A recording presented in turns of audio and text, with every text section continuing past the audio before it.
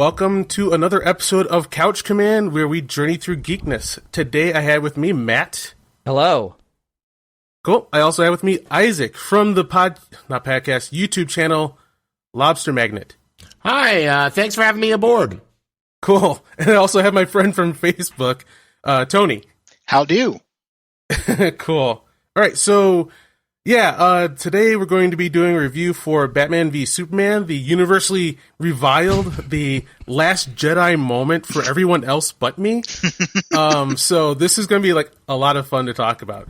The way we do the podcast is we do our first part here, and then we're going to save our files and do the second part, which is the movie review. So we could do like a round table of like 10 minutes each on like what have you been geeking on lately, or what you would like recommend. So to start with, to not surprise anyone, I'll go first. And what I've been geeking on lately is some Driss Duerden swords. If you guys know who Driss Duerden is. Isn't that the, correct me if I'm wrong, isn't that the famous, or am I getting confused with Drizzt, the Dark Drow guy from like the awesome Forsaken Universe, right? That's him, Drizzt. So I go like Drizzt, his name's actually Drizzt, but in the books they do the correction. Growing up, like me and my friends were like, oh my god, you gotta check this out. This like dark elf twin sword ninja dark elf, and like his moral code was like, just so perfect, and like it just connected with me and all my friends. Like it influenced how we made our D&D characters. And at first we called him Drizzt. But then like we get the like one of his background books, and like a little kid gets scared by him and calls him a Drizzt, and he's like, my name's Drizzt. And like we're like, oh, so like the writer's trying to tell the people how to say the character name. Nice. So it's like almost like freaking 30 years later, they actually make like these toy replicas of his swords that he's gotten throughout his books, and I kind of named one of them. Yeah, so it's in a weird story that, we'll see how true it is, but like in the books, he and his buddies take down a dragon, and like he goes to the dragon horde and he finds a sword, and it's like this sword that can repel fire and beat fire demons. It's really cool. Then he gets another sword down the road called Twinkle. So then after that, when like, the writer's describing the choreography of the fight, he'll say like, Twinkle swings in and the other sword darts in from above. And you're like, so like, I'd find him at conventions and be like, hey, why don't you name the other sword Icing Death, after the dragon? Because you keep saying the other sword. It's just kind of weird. And then like 2 books later, it's called Icing Death. So anyway. Nice.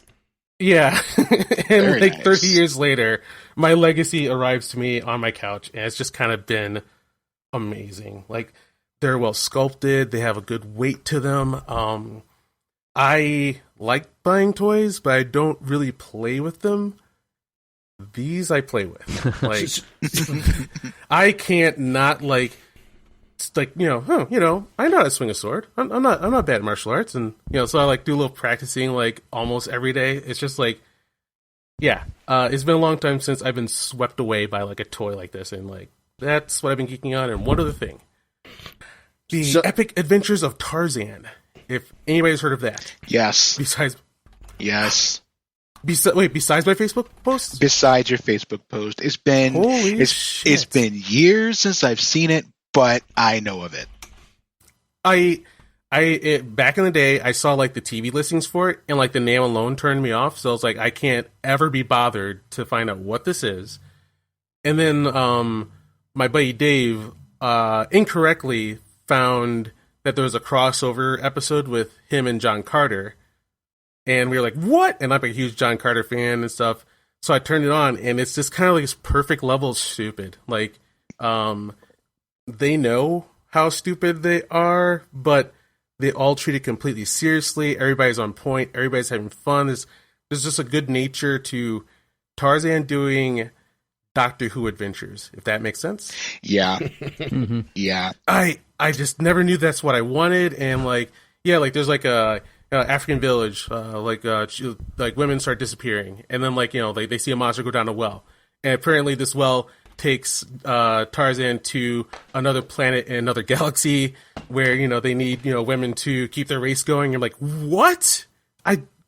So Tarzan, The Epic Adventures, if you're looking for something that's just like, if you like cheese and like stupid taken seriously, like I can't recommend it highly enough. So that's what I've been geeking on. Matt, what have you been geeking on?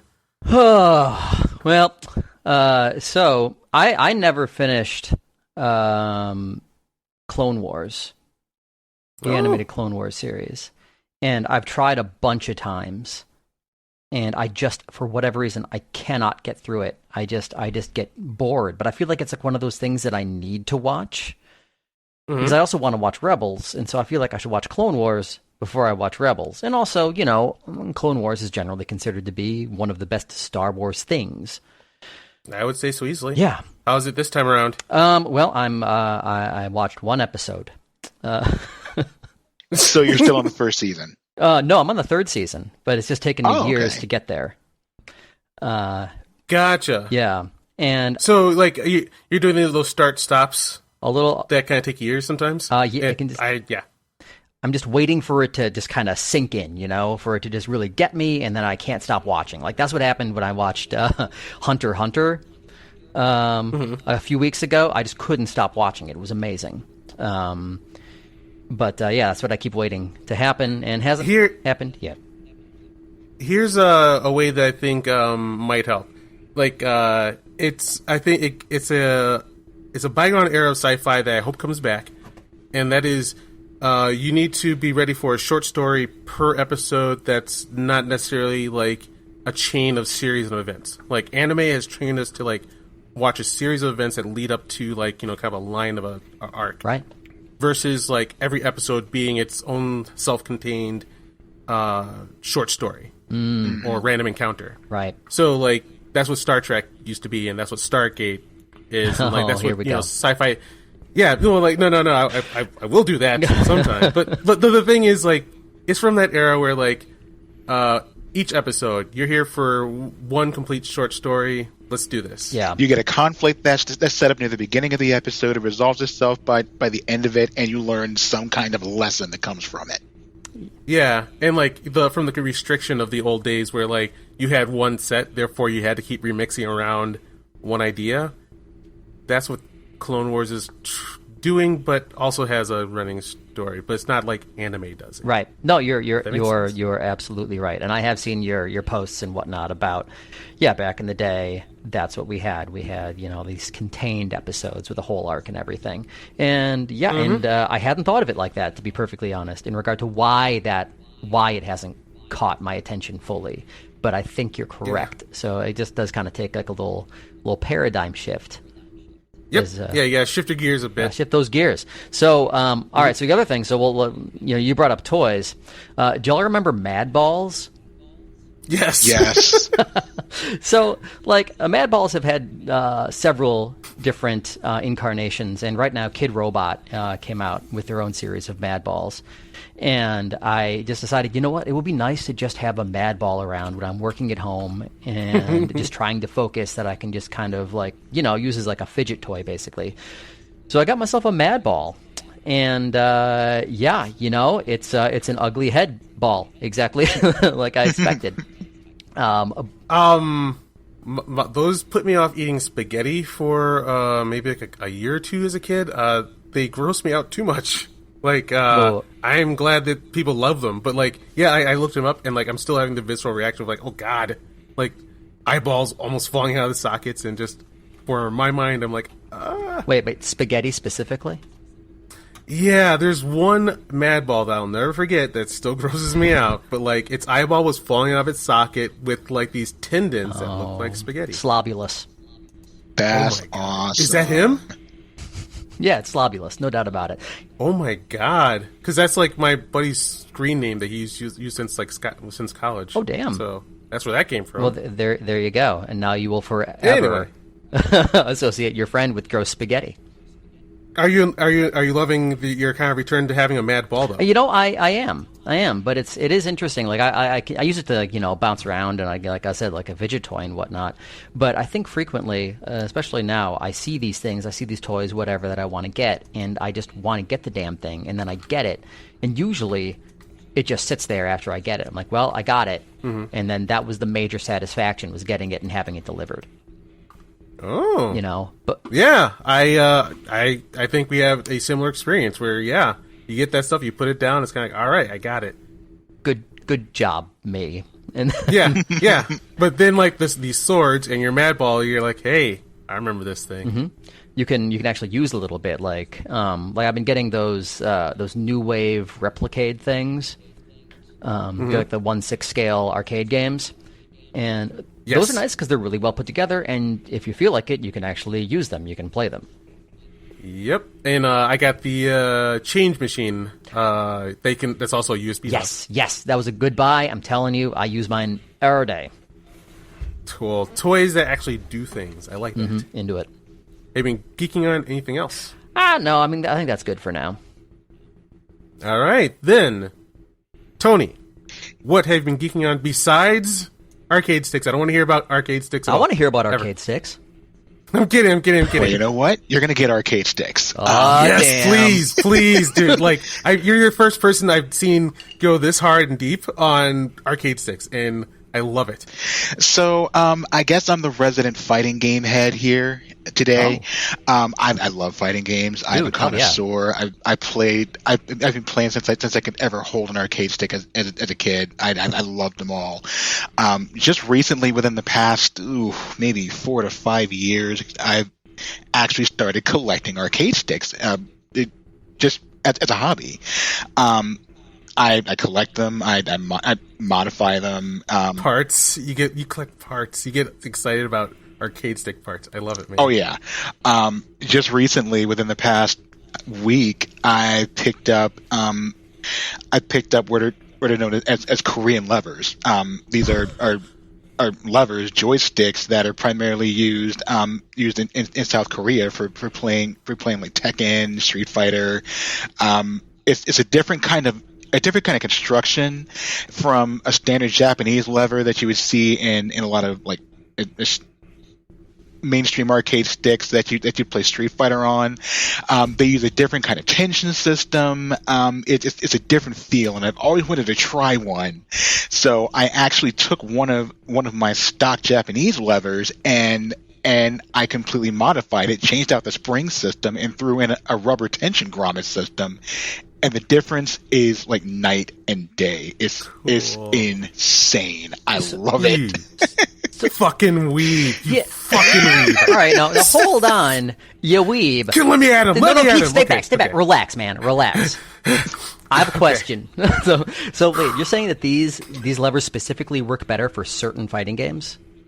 Yeah, I mean, you could use them for pretty much anything you wanted, but if you're playing Tekken, for instance, a lot of the movements and a lot of the attacks, the way you play, involves certain quick directions and a quick return to the neutral part of your stick. So with a standard Japanese lever that has a lower spring tension for a return, you don't get that quick snap back to the neutral position on the lever as you would with a Korean style joystick, because a Korean style joystick, the shaft is in the middle of this thick rubber grommet.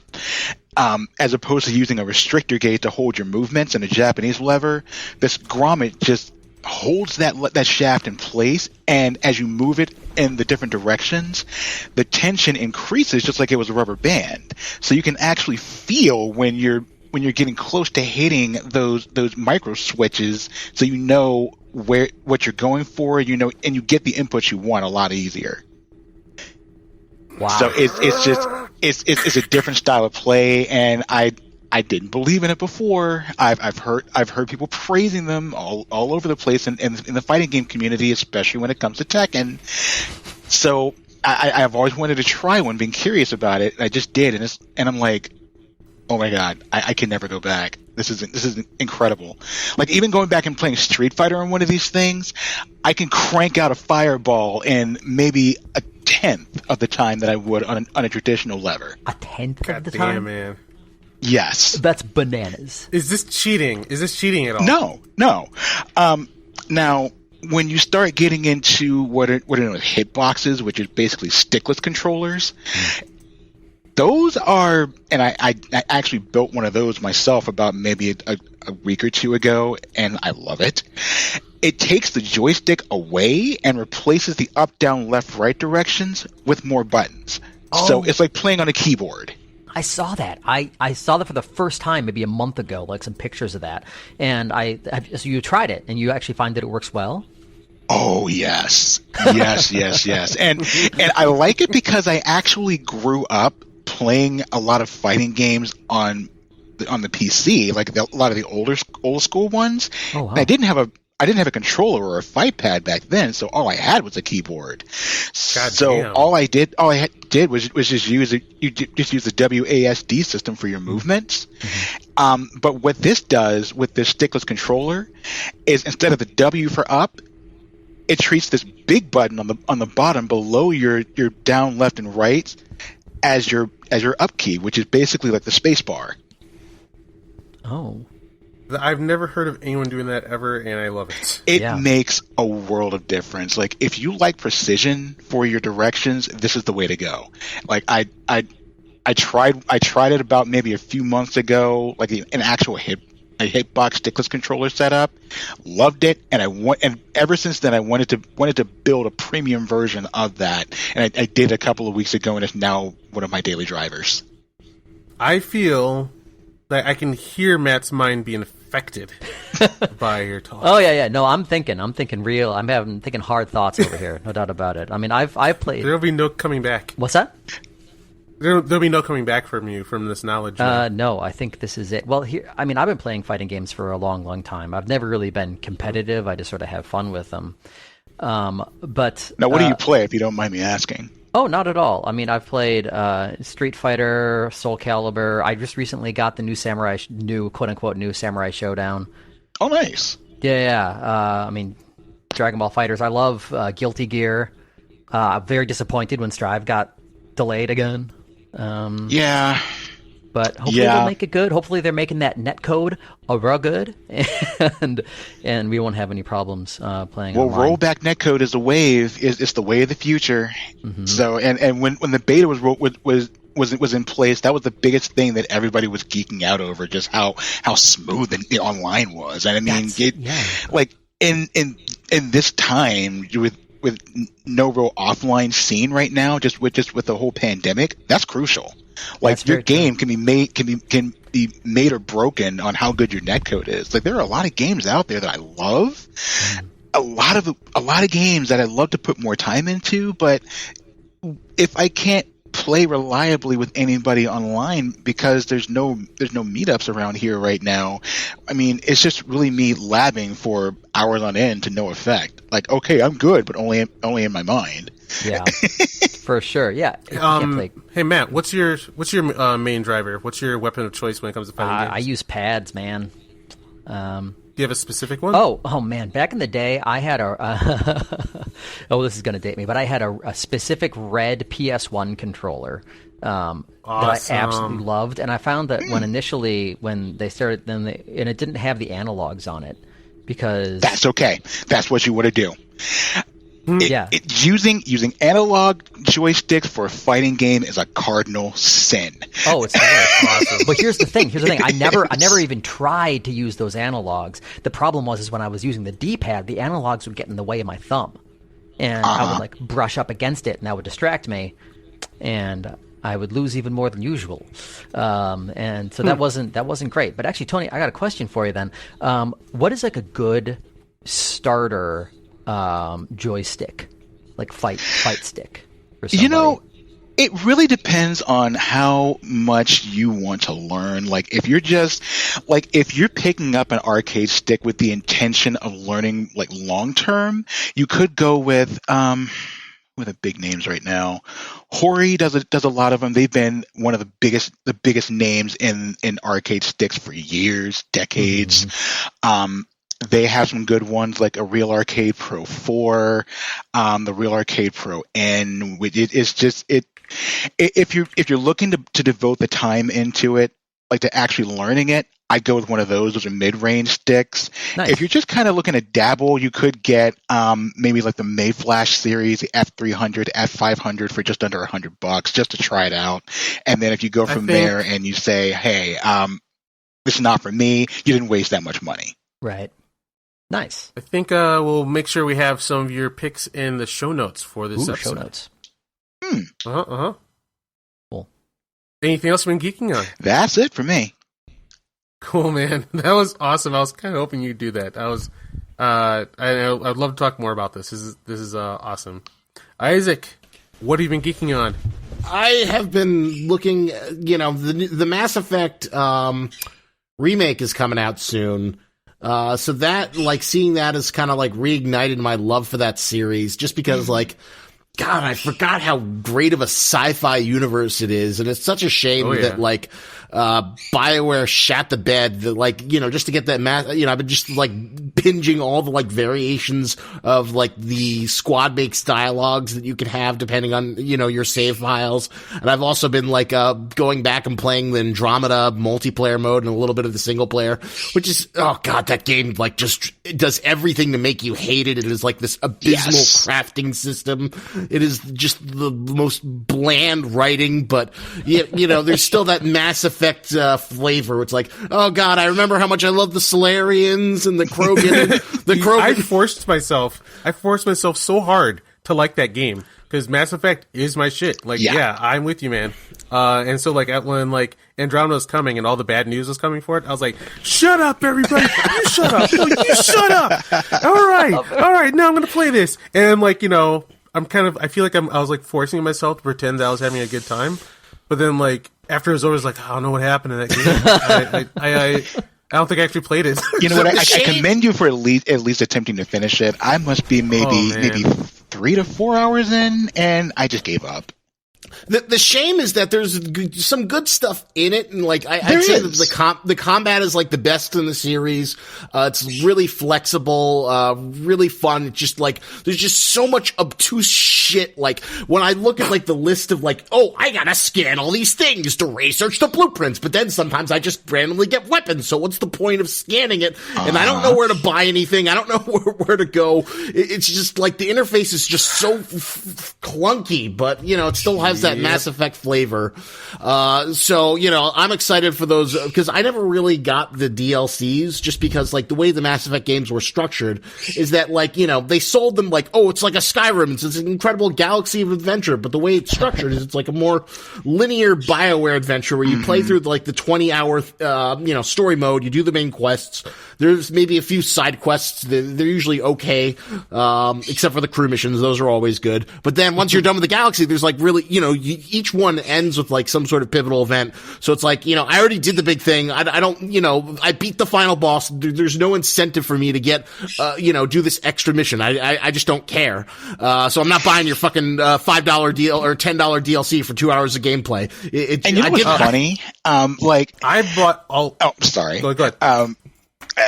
Depending on when you Mass Effect 2, for instance, that Arrival DLC, depending on when you actually play it, certain things change. At the end of the Arrival DLC, because they released it after Mass Effect 2 came out, and when they released it, they assumed that most people who were getting this had already beaten the game. So how the guy that's talking to you at the end, that it really depends on where you play it. So for me, when I actually started playing it, I hadn't actually finished the story, so I didn't get Harbinger talking to me, telling me to prepare for the Arrival. I got the collector he was controlling. Oh, that's interesting. That's an interesting little... Cool. I got all... I was a Mass Effect freaking junkie. I got all of the DLC. I loved it. I followed all the production leading up to it. Do you guys remember the VHS filter? Yes. For the first game, you can press a button to give the entire game this filter that makes it look like you're watching a sci-fi show on a VHS. Yeah, it comes in like ultra grainy, and the lens flare is dialed up to like 1,000.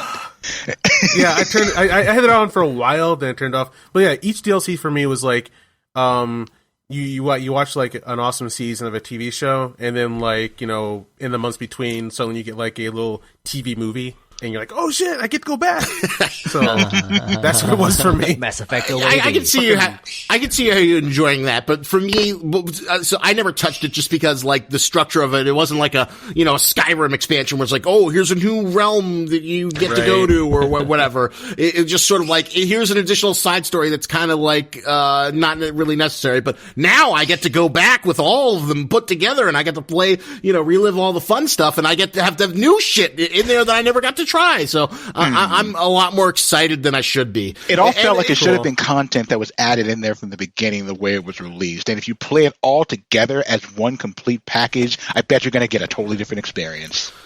Yeah, probably. But for me back then, like, after I'm done with the story, I'm like, man, I missed the freaking ship, my friends, and all of a sudden, hey Keith, you want to come back? I'm like, oh my god, let's do this. Yeah, that's my experience with, and like, so over time, they keep on giving you like some more fun to have, to get excited for, like, the big show coming. And then Andromeda happened, and that was like, I was talking to my friend who was playing it too. He's like, did you see this part? I'm like, what part? What? That happened? He's like, yeah, Keith, you have to talk to people too in the game. I'm like, I can't be bothered. Just, yeah, Andromeda.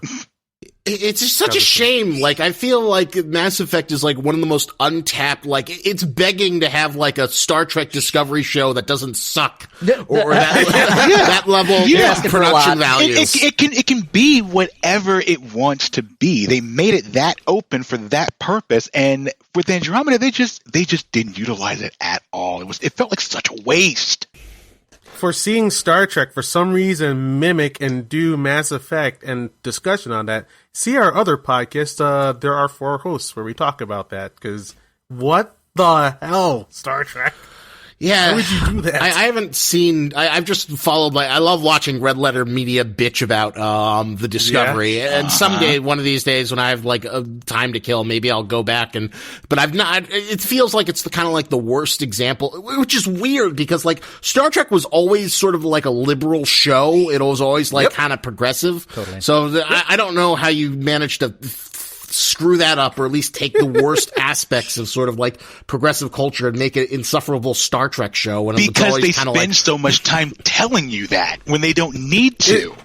That's the thing. Is reactionary. It's reactionary art in a different world that was very threatened. Is why we got that, and I think it's very much worth. And like, it's going to sound like I'm making fun of it when I say this, but I'm not. It's worth a hate watch. Yeah. Like, not like you watch it and you just simmer with hatred. You watch it and then you better understand why you like what you like. It's kind of fun to watch it like that. And then like sometimes you see glimpses of them like, oh wait, that was kind of cool. And then you see like piles of, oh, what's going on over here? It was fun. And actually, I'll stand by. I think season 1 of Discovery was pretty good. I'll actually say that. Then after that, it just went. And then, I heard that Picard is, oh my god. I love it. Holy shit. Yeah, do get us Picard. Guy, please watch Picard. Like, Picard is also worth a hate watch. Like, once again, hate watch for me and others does not mean like you sit there and you just get mad and you hurt yourself.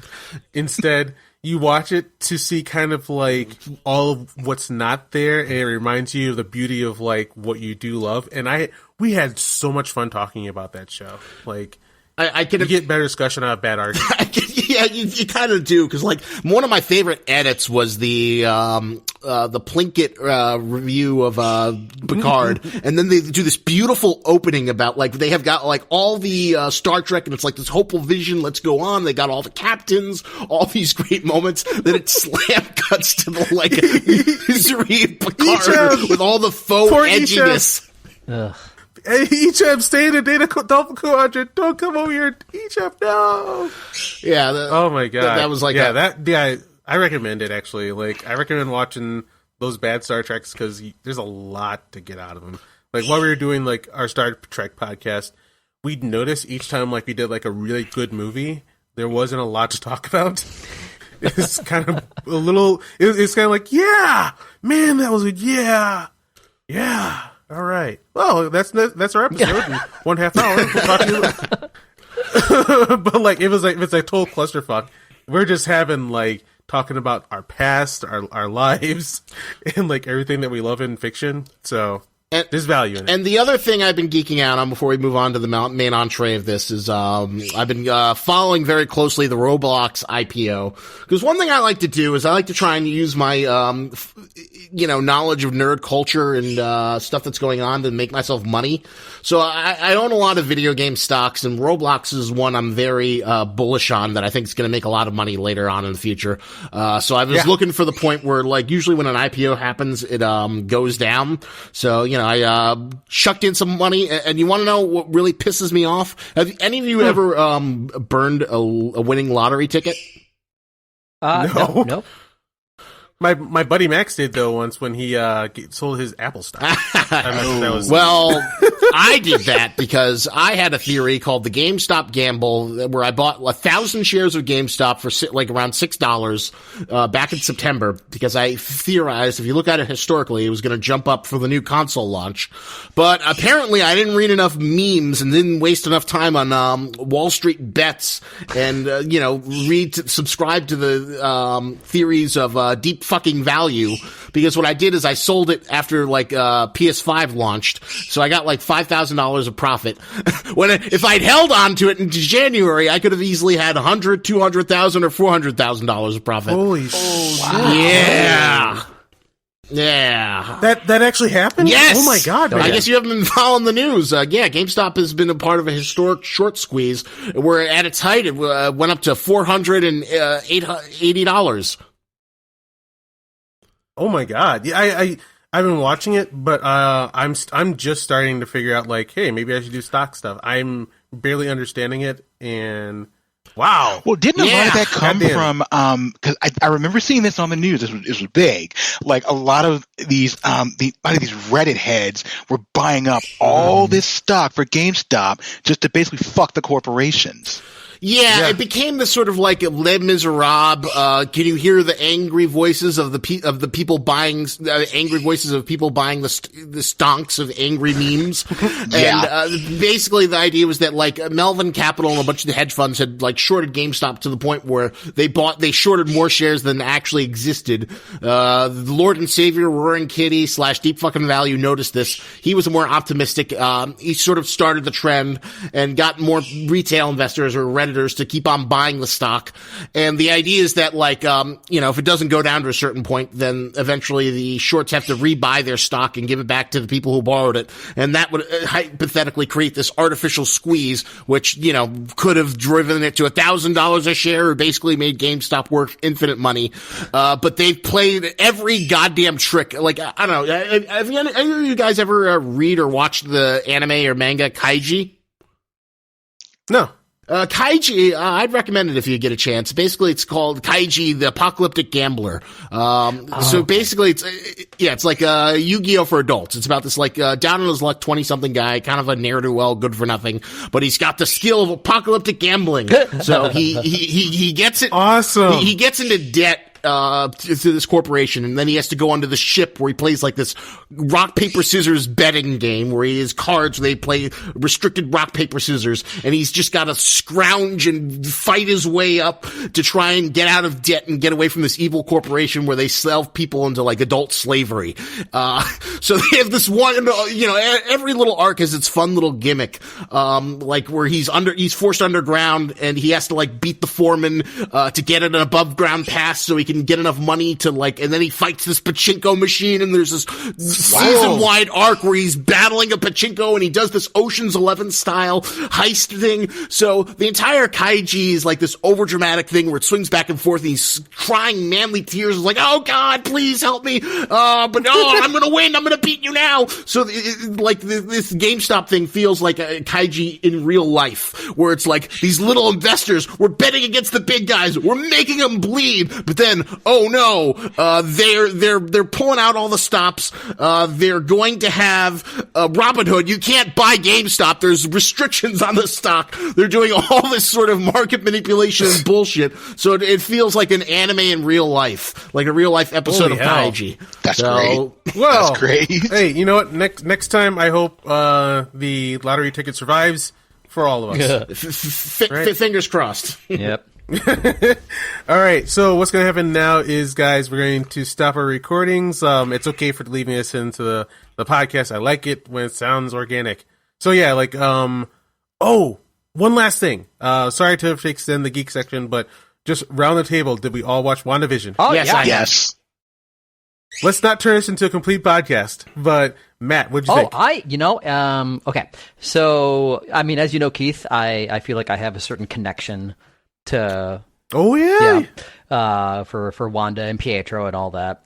Because for you two, like, I cosplayed as Quicksilver a bunch of times, and like Comic-Con, and then also made a web series called Wanda and Pietro at Home with a friend of mine, where we are just Wanda and Pietro living together and dealing with domestic issues.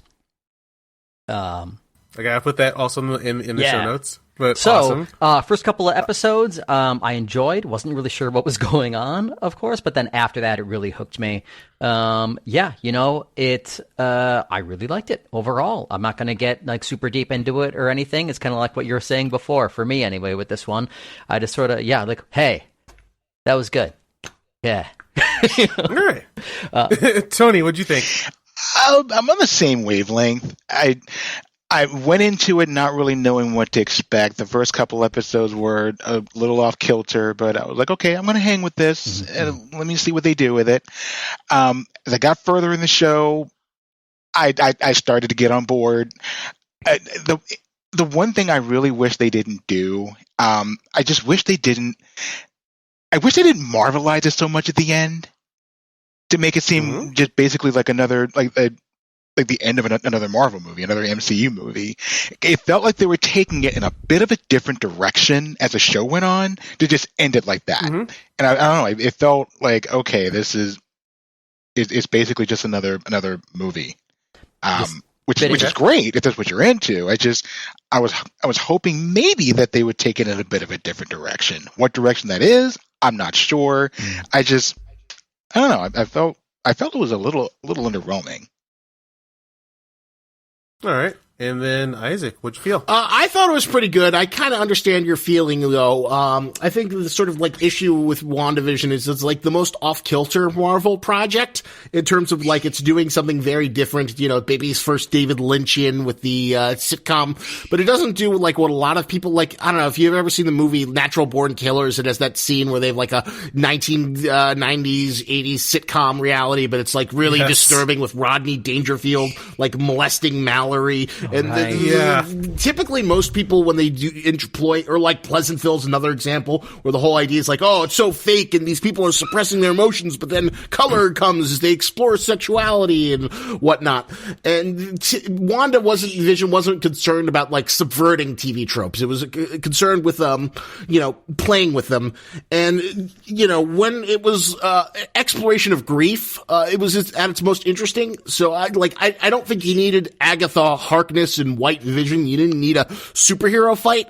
And like, as refreshing and grounding as it might have been to have like, the real people or the Marvel, it felt like a Agents of S.H.I.E.L.D. kind of, thing, when they went to the real world. And it felt like those were like the weakest points of the show. Like my favorite moment of the show was when, Vision is in like episode 5 before, not Pietro comes back in and Wanda and Vision are like confronting each other. And it's like, I don't know who I am. And you get the idea that like Wanda's like just not processing everything and wants to keep it in. And, but because it's a Marvel thing, she can't 100% be the bad guy. So you have to invent a sort of weak surprise villain and to have her have like a big, superhero fight at the end. And I don't think it's bad. Just makes it like something that could have been extraordinary to just, kind of like middle of the road, 6 or 7 out of 10. But I still severely enjoyed it. It's just sort of like, people complain. I mean, overall, Marvel's knocking it out of the park. They're winning, but a lot of people complain about the blandness and the safeness of Marvel. And that's, I guess, the Kevin Feige producer style, where, I would appreciate it if, like, they go for the jugular. Make Wanda the villain. Have her be the bad guy. Don't just give us an easy excuse for which villain, because ultimately, surprise villains fucking suck. Someday I might make a video about this, but I hate, like, last act villains. Like, they're never good because they're audience surprise. And I can think of a few off the top of my head. Whatchamacallit, the supposed real Mandarin from Iron Man 3, the douchey tech guy. Whatchamacallit, the guy from Frozen who's the last act villain. Talia al Ghul, or was that in Batman Rise? In the Dark Knight. Yeah, in The Dark Knight.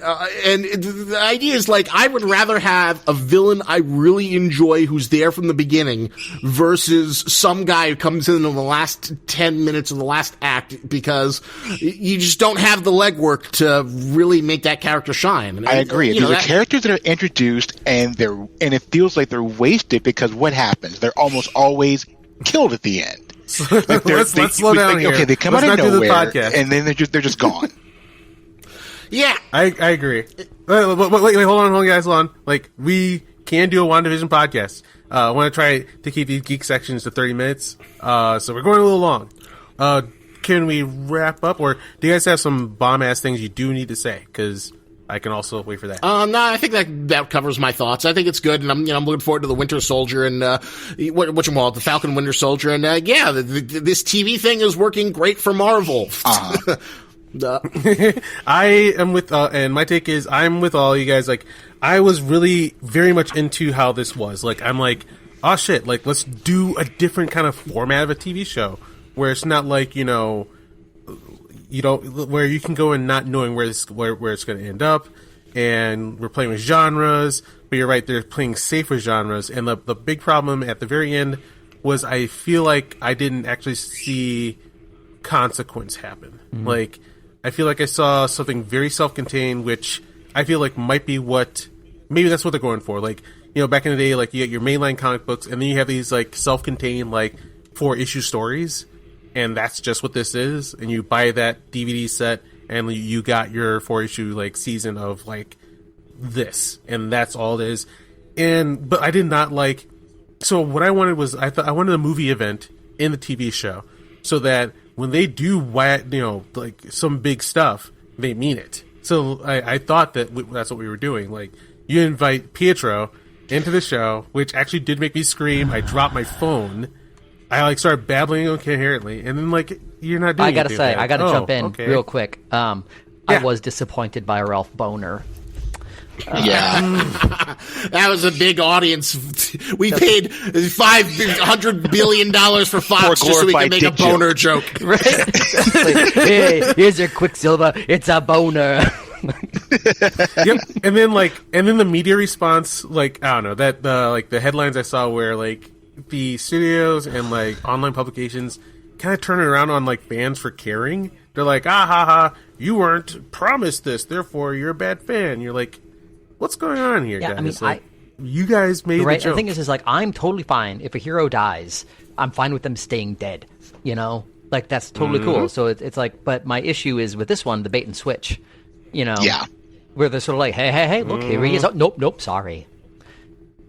Now boner joke, and it's your fault for caring. All right, that's enough of our geeking, because we've got Batman and Superman to take on after the break.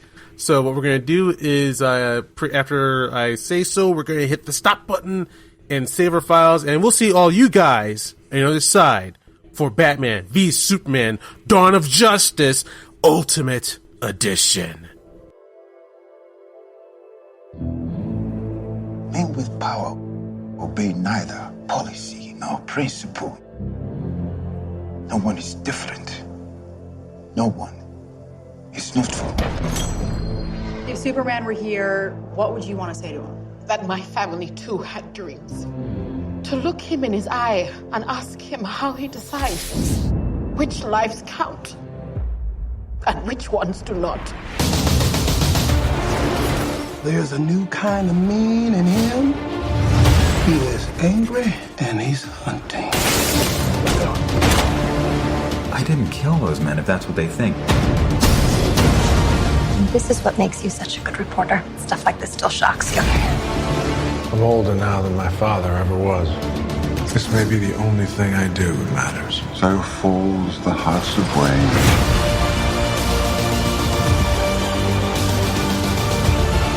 The world only makes sense if you force it to.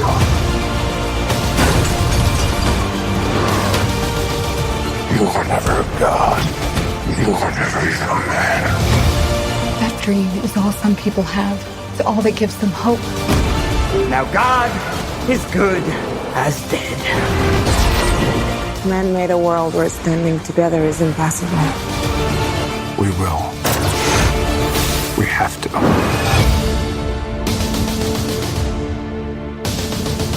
All right. Welcome to the other side for Batman v Superman Dawn of Justice Ultimate Edition.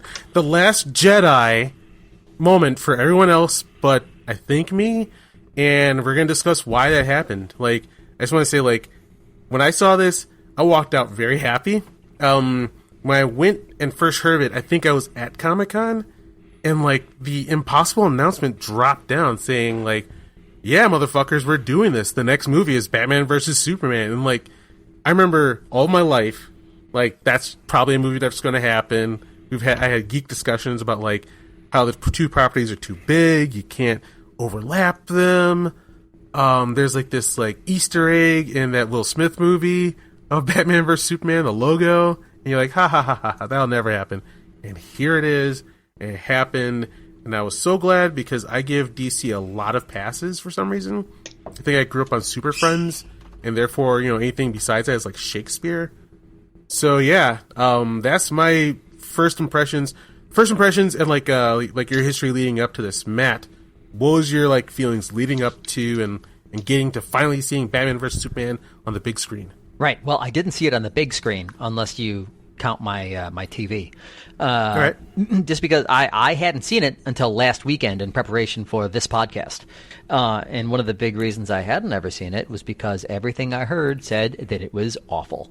And I believe I've seen every other DC movie except for Suicide Squad. So that said, I watched it last weekend. My initial reaction, I liked it way more than I thought I would. Right. I was enjoying myself a lot of the time. There were moments where I questioned choices that were made, and there were definitely a lot of look at the clock moments, but I did manage to finish it in one sitting, which is kind of a big deal for me for any 3-hour-long movie.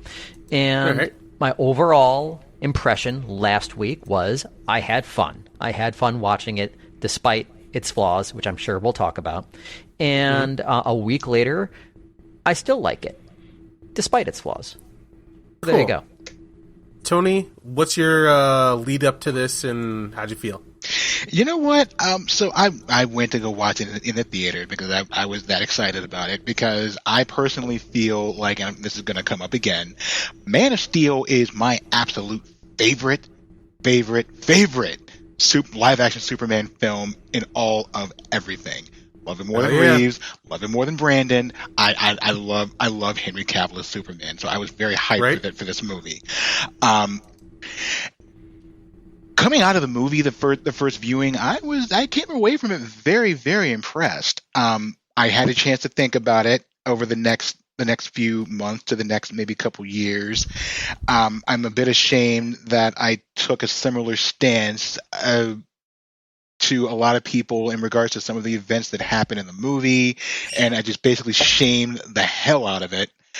And I held that stance for a long time until recently, and I came back to it, and I thought maybe I've been a little too hard on this, because again, I love this Superman.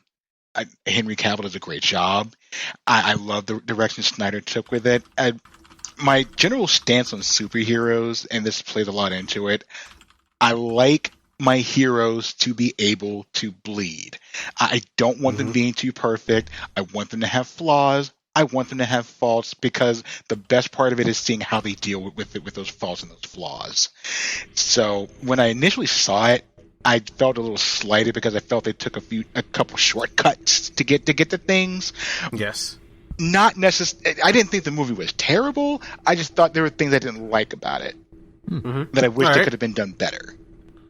We're going to get into the details after. Isaac, what was your feeling going up to it and when you experienced it? I loved it, but not for any of the reasons you probably guys would. I thought it was a horrible, misguided effort. Batman, you don't make Batman fight Superman when you're trying to start a universe. That's what you do as a desperation play after 20 sequels, and you want to make sure people are still engaged in your universe. Like, the only reason why Batman and versus Superman works in the comics, or the Frank Miller, the classic Dark Knight Returns, is because the characters have that, 40 plus years of storytelling history through the various mediums. That's why that conflict has weight. So, having a Superman with only one film under his belt and a Batman who's this weird amalgamation. I guess the idea is that, like, we're everyone already knows what Batman, so we're just gonna jump ahead and do the seasoned Batman who's been at this for a little too long and is kind of like not quite right in the head, and we're just gonna, the audience is gonna go for it, and we're gonna have him, and everything about it was wrong-headed. And I went to I remember it was, we were going to my grandpa's birthday, me and my brother. We had some time to kill before going over. So we went to a film theater and we had the best time watching it. I was doing my hyena laughing cackle. I was enjoying some of the moments so much. It was so wrong-headed. I loved seeing, like, the kids being terrified and the parents, like, not understanding what they were getting into, just thinking it was another superhero movie, and kids walking out of the movie. And awesome. I think the entire thing is a disaster. Zack Snyder is an extremely talented filmmaker, but I think he works best when adapting material and should never be given any sort of creative reign as a producer or screenwriter. And I think Batman is that case. But we'll get into more details. Cool. All right. So now we'll run through, like, we'll just kind of freestyle. And I got a whole bunch of notes. And I'm going to say that I get what you're saying, and I fully agree. Like, how they went about this, but I love it. I love the movie. So like, the difference is, like, so I watched all the production. I saw, like, all the start stops of all of, like, Justice League movies since the 90s, or since, like, the late 80s, since Wizard Magazine. Like, I'm seeing all the stop, and, like, then, like, Marvel just kind of free wills it, and all of a sudden, like, they freaking nail it. And I can see that, Warner Brothers is going way too fast. But then there's Zack Snyder, who's like, wait, here, guys, like, I'm not Kevin Feige. You guys asked for this. Like, Warner Brothers said, hey, I want a Zack Snyder universe. And that's what we got. Like, we're not sitting down to watch normal, like, actual mainline DC to play out. This is DC Twilight Zone, where things are different and that we can't completely know how things are going to turn out. Because he's like, I want to make something that's new. I want to make something that you haven't seen before, you can't know the outcome for. Therefore, you will get, like, a Lois Lane, Bruce Wayne child in the future, potentially. And just, like, so I was on board since I've seen Batman vs. Superman, and, like, I've seen so many of them. So I was actually on board to, like, find a visual remix. And then Zack Snyder's, like, saying that, like, sorry for my long rant here, but I got really deep. I went really deep into this. So, like, even this morning I sat down with, like, this, like, watch party Zack Snyder did, where he's just, like, this sweet man, and, like, he sits down and he starts the video with the camera on him, and he watches the movie with you, and you start with him, and, like, you get to see, like, all of, like, his decisions were not spam. Like, he was, like, once it's in his hands, everything you saw was him, like, actually trying to make a good story with, like, a real lesson. So, like, when he goes over like the action sequences that a lot of audience was like, it's just trash visual fight spam. He's like, no, like we choreographed this out. There's a reason for it. There's a philosophy behind it. So I think the big problem was that people want real Superman, Batman. Like we're getting real, what feels like real Iron Man, Captain America. But instead we're getting like a mini-series by an eccentric artist. There you go. Yeah, that's an interesting thing, because like what Marvel does very well, and I think I saw this comment on Twitter, and I think it's like individually the Marvel movies are not like excellent cinema, but what they get more so than anyone else is that they get the characters right. They get the characters right. They get the character dynamics right. And, no Marvel movie is comic accurate. They're all like pastiches. Every single one is a pastiche of like several different comic runs, pick and choosing, to sort of create some sort of new continuity. But the core element of the character feels right. Captain America feels right. Iron Man feels, accurate. And they feel like you get the core essence of the character. And once you have that, you can kind of like run with it. But we also never had like a cinematic, real definitive version of any of these people. Like, this is like the first time we were like really, and like we had people who cared about them and who knew the characters. So like now they are the definitive versus these. Now we're in a world where there already has been a freaking frack ton of like definitive versions already. And like, if you just do it again, like, it'd be so hard. Like, it's hard for me to think of, like, the right filmmaker who could pull off what Kevin Feige did, but still make it look like its own unique universe. Right. But I mean, when you're talking about cinematic universes like this, what could possibly be the definitive version? Because 10, 20 years down the line, they're going to want to make more money. They're going to want to make another movie, and they're going to do it again. And exactly like you said, Keith, they're going to want to do it in a way to bring the old fans back and new fans in. And so, yeah, it's not terribly surprising that we get something that's as stylized as this. Yeah. You know, I mean, I was thinking about, like, Batman, just for example, and, like, how many Batmen we had in just the 90s. You know, and sometimes it just seemed like, okay, well, now it's your turn to be Batman, Val Kilmer, and they just kind of pass the torch. And so, I think that it's a constant struggle of trying to make it new while also trying, quote unquote, trying to keep it faithful to the material and whatnot. Yeah, well, and people wanted faithful. Like, someone sat down, they're like, I want to see and enjoy Superman. I don't know who Zack Snyder is. And like, for me, I'm like, I really wanted that too. I love Man of Steel, but I didn't want that. I wanted to get, I like Brandon Routh, Reeves Superman. I want that back. But then like once, The Dark Knight hit and like realism was a thing, Zack Snyder was like, and Zack Snyder did, like, I hate realism so much, but the way Zack Snyder did in this, and then like when I listened to him, he nailed it. The big difference that we're seeing here is like, it's being done in a real world, but not a boring one. So like, nice. Yeah, what we're seeing here is like Superman in a 24-hour network world versus like in the old days where you had Superman and you had like these pieces that would come out by the best writers and it would filter to the public in like this one newspaper or one channel, and you all get that one feeling of fuck yeah, Superman. But now we have 24 hours news network and social media. So what does that look like now? Like Superman flies over to save someone, and now you have like everyone gets to weigh in. Well, why does he save this person and not that person? Is he really a good person? And then like also he wanted to make like the Superman mentality is idealistic boy. So he does want to like give that weakness to Superman. Like this Superman is idealistic boy who, you know, with his powers hasn't had to bend to the wills of the details of the world or even have to learn it.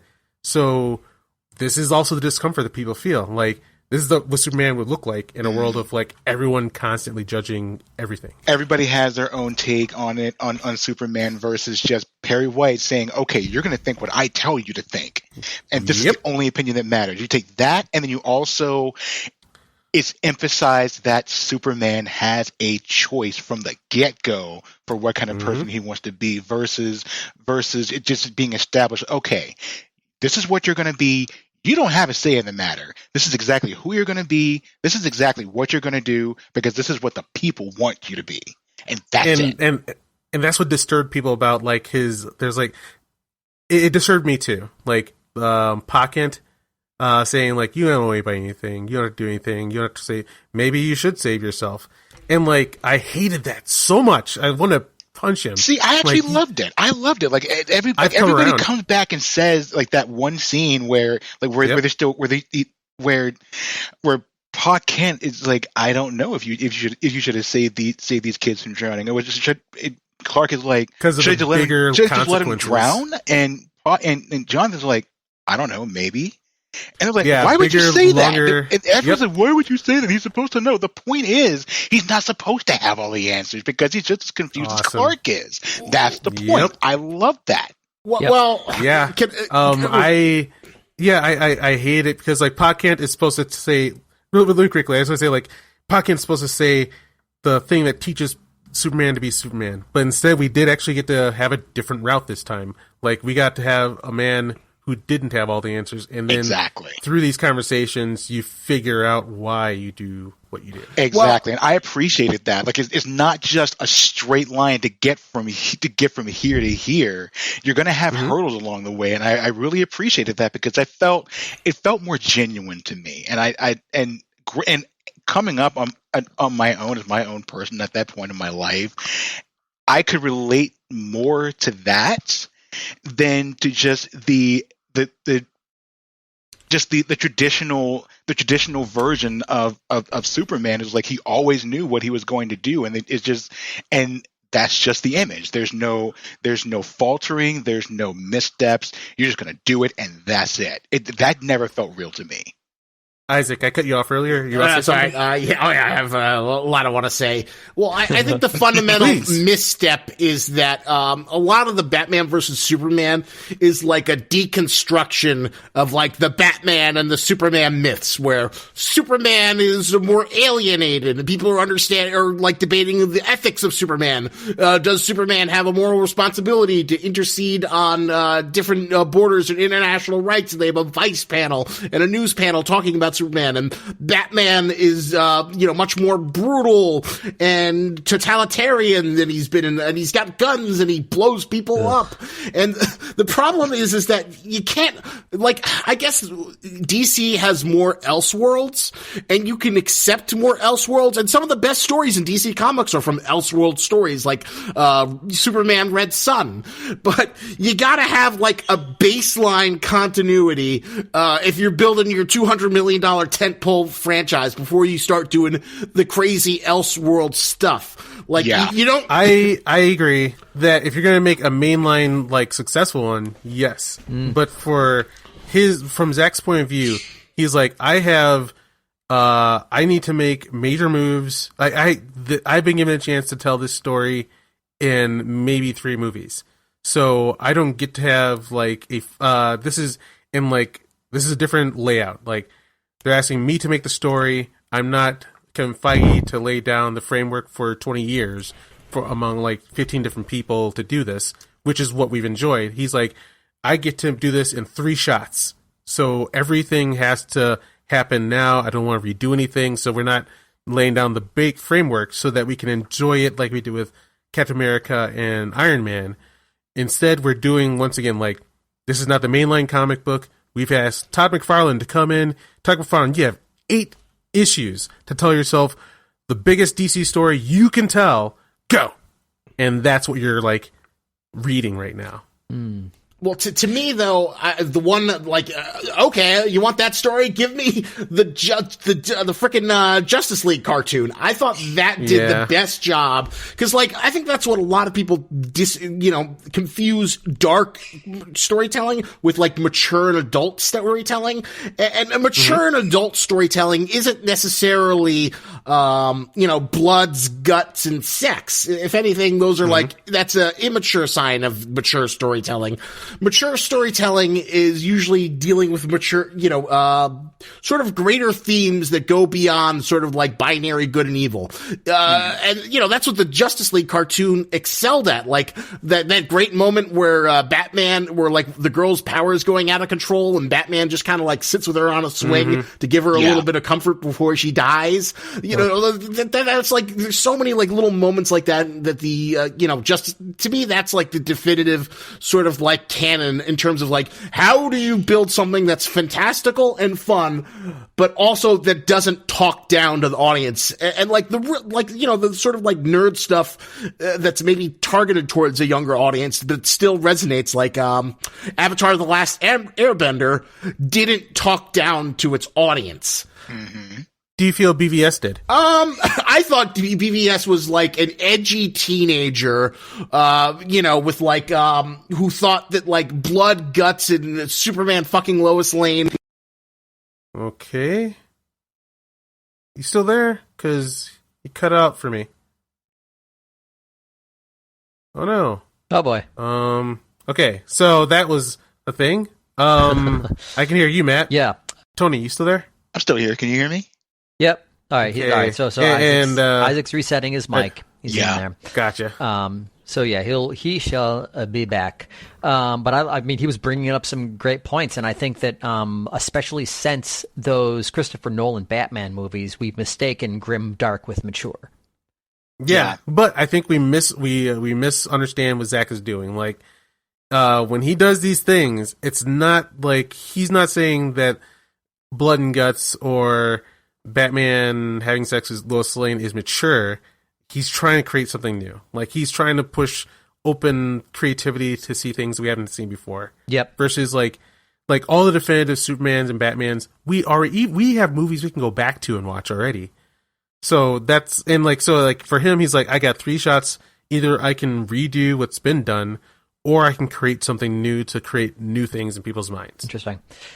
Yeah. Yeah, and maybe that's the reason. Yeah, no, maybe I think this was briefly brought up, and maybe it's been talked.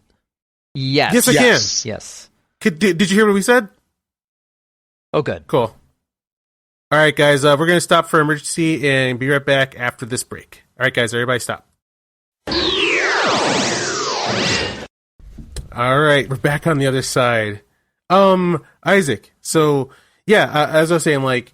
I see what you're saying, like his visuals do go all out for like the extreme, like, edginess of like a Todd McFarlane comic book. Exactly. It's like a 90s comic book, and no one would ever like look at like the, Blood Cult or, any of the stuff that came out from the 90s and like call it mature storytelling unless you're like a 13-year-old. Right. But I would say that, I don't know, it's still its own art. Like, what I see is Zack being honest. Like, he's not holding back on, like, trying to sculpt something that looks... Because, like, the thing with Marvel movies is it's hard to tell, unless it's a James Gunn movie, that I'm like the Russo brothers. I don't see their signature. I saw a great movie, but I don't feel like I saw the Russo brothers. Versus this, I'm seeing Zack Snyder. This is, like, not just, like, a movie about these characters. This is Zack Snyder specifically, and like this is like his art unleashed, which is, I don't know, for me, like, I'm starting to understand like the fault of like individuals, but also like something that comes directly from a heart. That makes sense.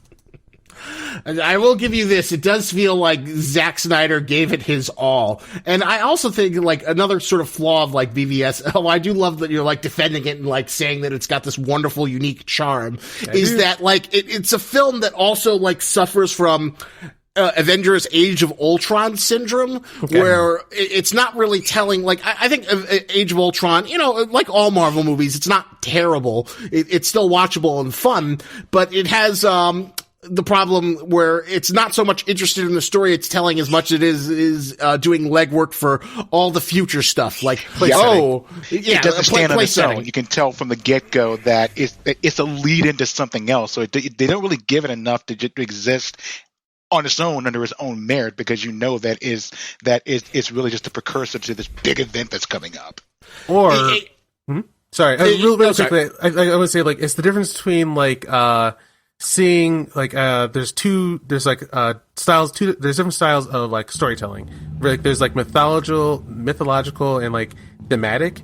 So like if you're looking at mythological, like you're looking at like the original Star Wars movies and Marvel, where like everything plays out like it would in like how it would in that world. Versus like then there's some like emotional like visual broad strokes that Zack does. And like it's kind of hard, like you're telling him to draw within the lines when that's not him. And that's what we're getting, and that's not what people wanted in general. Does that make sense? It does. But like, I guess drawing within the lines is also like, we don't need a Justice League movie to set up. We also don't need the death of Superman thrown in your Batman versus Superman storyline. Also, another thing he said is like, hey guys, just so you know, like, this is his stuff. This is what he's doing. Someone really should make the Dark Knight movie, though. That still needs to be made. Like, he said, like, this, what we're doing right here is not the Dark Knight. I'm not doing the Superman. Those are movies he feels that someone really should make. But what we're seeing is like, hey, Todd McFarlane, you have 8 episodes to set up a Justice League story from start to finish. Meanwhile, over here, we still got the main line going that can take, years, but you only have 8 issues. Or Zack Snyder, we're only giving you 3 movies to do what you think is right. Right. Okay. So, so we're talking about, Zack Snyder having limited time. I wouldn't necessarily say limited resources because obviously this movie had an insane budget. Yep. But he made choices. Limited vision. And there was a vision, no doubt about it. We got a vision here. Mm-hmm. And now maybe this has been talked about ad nauseum, but part of that vision was Batman gets guns. Mm-hmm. And I'm always fine with the Batwing and the Batmobile having guns. I've always been fine with that. I beats me why there's necessarily difference, but it is extremely jarring to see Batman holding a gun. I agree. That is a hard rule for me. It says no, except for we're in this different universe. That's all there is, but man. Still, like, I mean, we are like, in a different universe where wild shit has happened. Robin's dead that has driven him over the line to become a killer, and he self-medicates with alcohol and meaningless sex with women. This is a different Twilight Zone. And then also so that he can tell a story about how it happens to people where, yeah, like bad shit happens where he starts with the funeral, ends with the funeral, but he wants people to know that like when you experience like death like that, you can come back. So like what we're seeing here is like Batman did get pushed over the line where he's just slaughtering motherfuckers, but he can come back. But the problem that I have with that is, and this is the biggest point of one of the biggest points of contention for me with this movie, mm-hmm. We never saw that line. Like, I get that. I understand exactly what Snyder was trying to get at here, but if you're gonna change one of the core principles of Batman, which this is across any universe, any world, any multiverse, right? You have to be explicit about you're where saying, that like, line was, like what line how much actually got crossed. You're saying like how much we didn't get to see this happen to him, like right. I need to have some justification on where that changed for this Batman. Like I get it. So I mean, we know Batman. We know what Batman does. We know how he is, but we don't know this Batman. So if he's going to do that, we need to know why. We need to know what happened. Like, have you? Let's see. Were all of us avid comic book fans once upon a time, or still? I mean, I read comics. I didn't read all the comics. Yeah. So like the way I was gonna say is like, to engage this art, you have to change your dial a little bit to understand what you're seeing. So like. Yeah, like in this, like we definitely did not get to see the turning point. Like see Batman be normal Batman, and then see like how bad it was for him to see Robin die, and then just experience the emotions of like what turns a person from like stringing them up with like rope and saying "hang around, sucker," and then wait for the police to get him, versus like the guy saying "nope, I'm not saying a one-liner after I break your neck." We didn't get to see that happen. but in a comic book where you only have 8 issues and limited amount of pages, like, do you do that full story when you want to tell the meat? There you go. That makes sense? Like, he didn't have enough pages to tell that story, and we're not in the mainline comic book to have that room.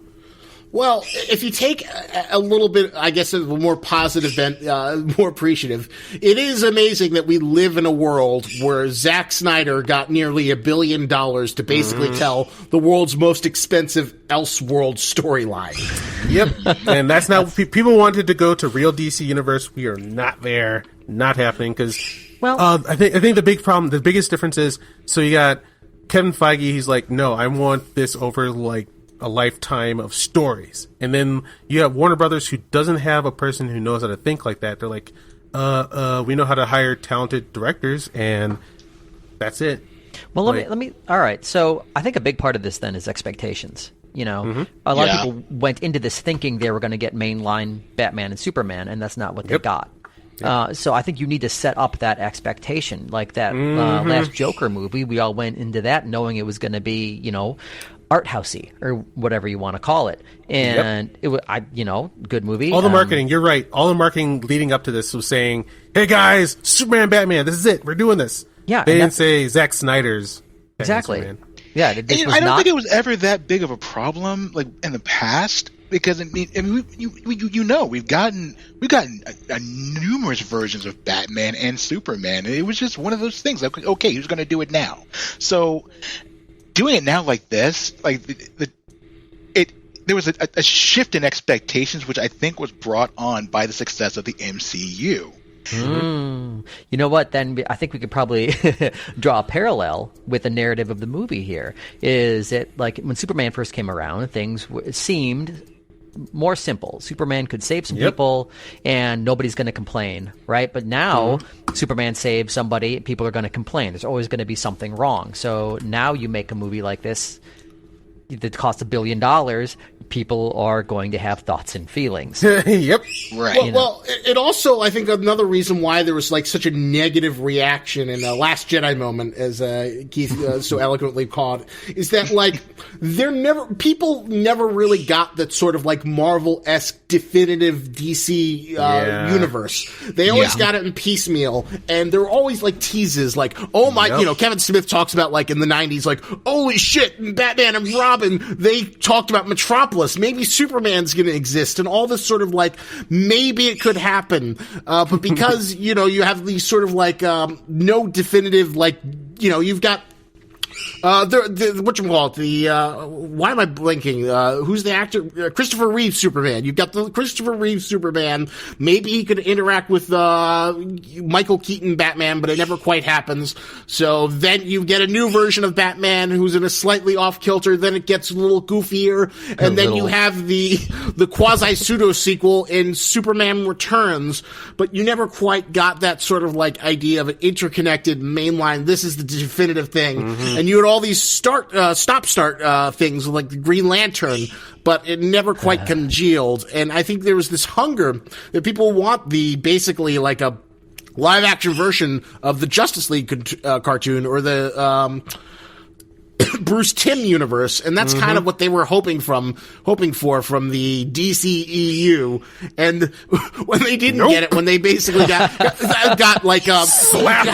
How many of you guys have seen that like Justice League Dark Apocalypse War cartoon? I'm working my way there. Don't spoil it. I'm working my way there.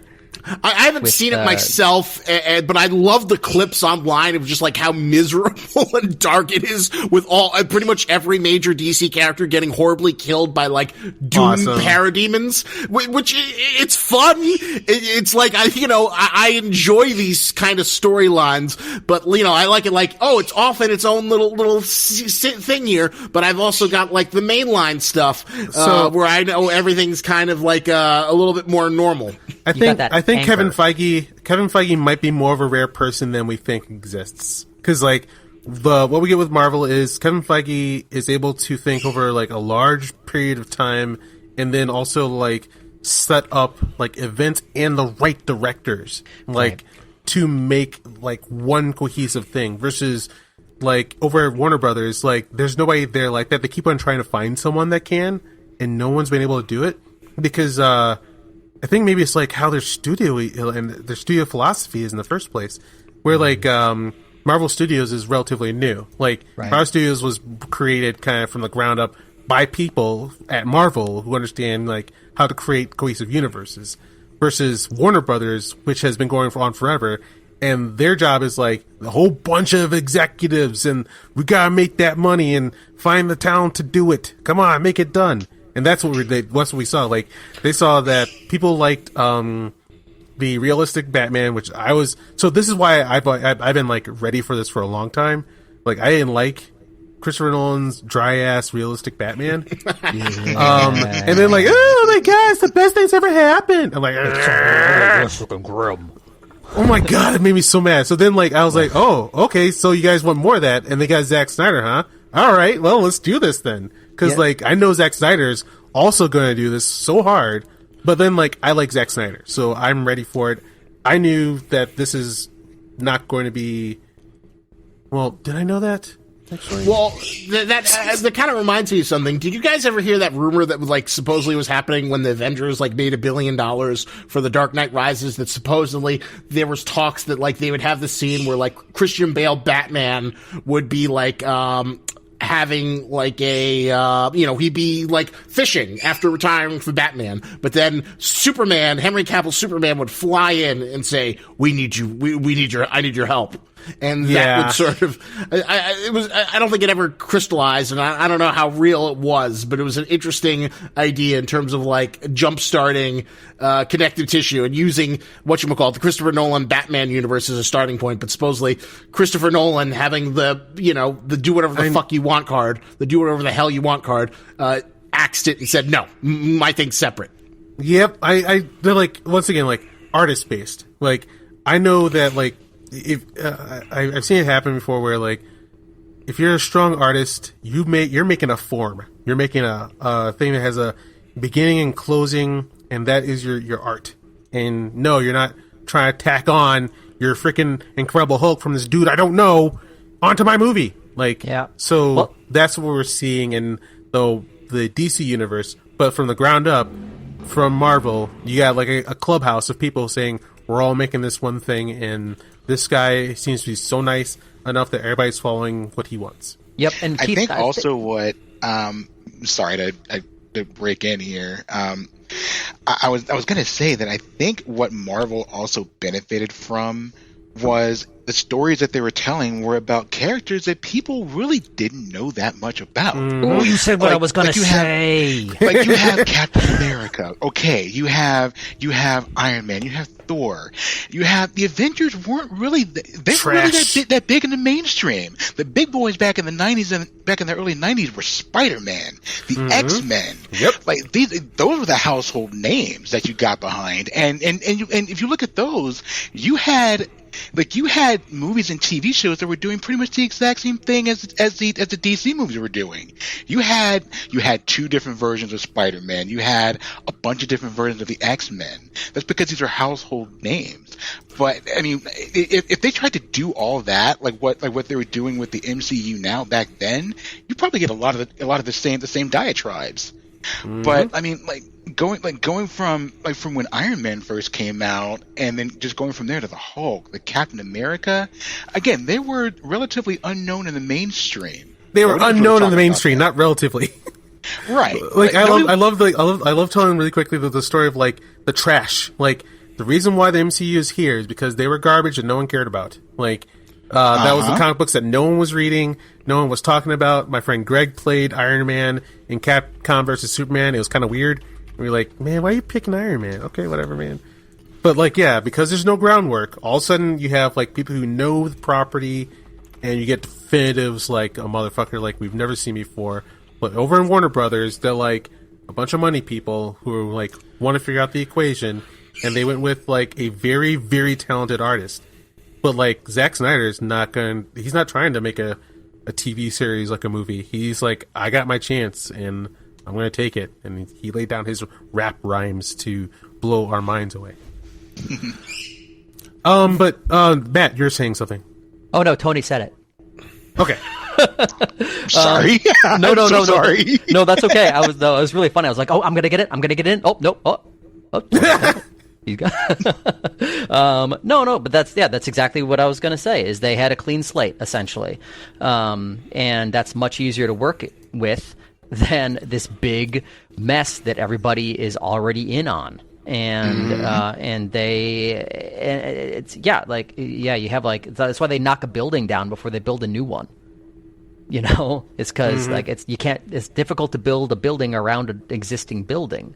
Yes. So yeah, when you don't have to worry about that and you can just build it from the ground up and you got a plan and everything, that's great. But it also just kind of feels like Marvel always has a plan with these movies, and they've had a plan. They have phases where DC is just sort of like, I don't know, let's throw this at the wall and see if it sticks.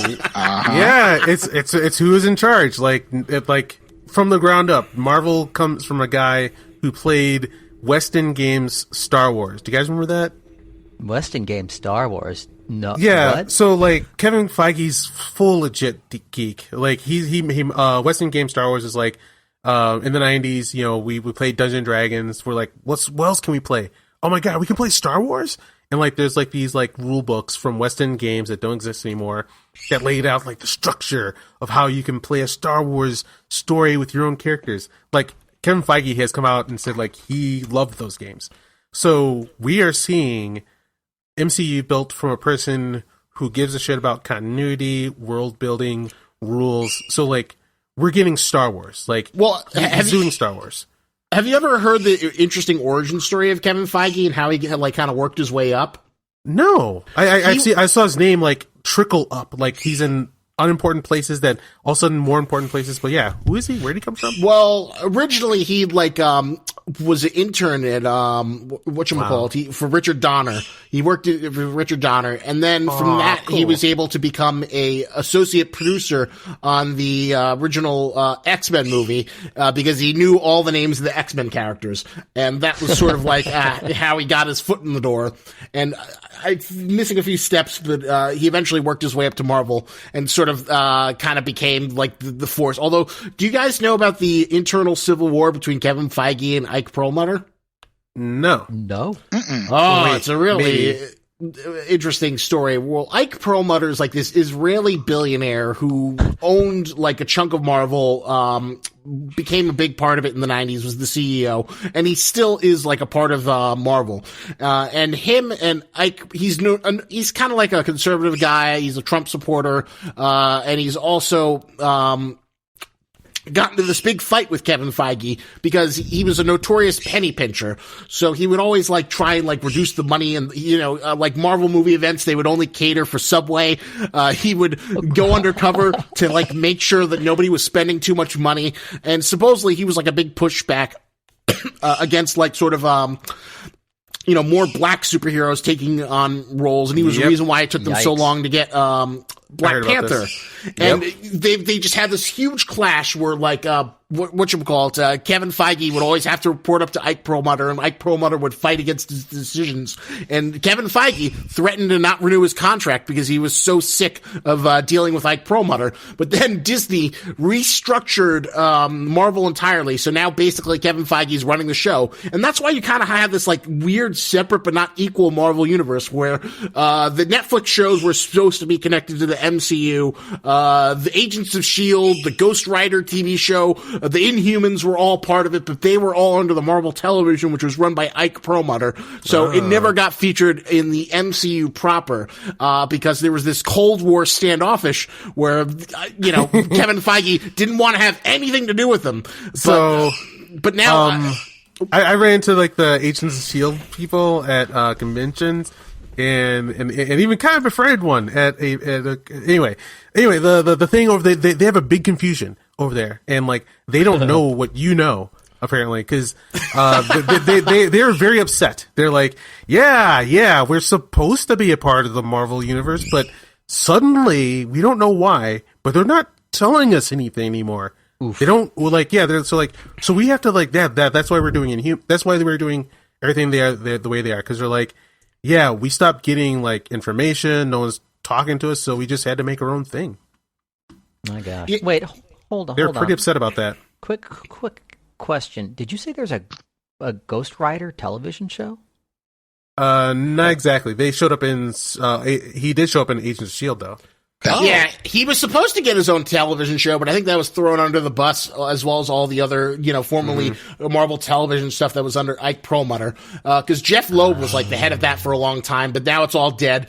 And now we're getting like this new wave of Marvel Television where not only are you getting like the big screen actors who are going to appear on it, but you're also getting, characters that'll filter in from the TV shows like, She-Hulk, Miss Marvel, who will probably eventually be in the movies as well.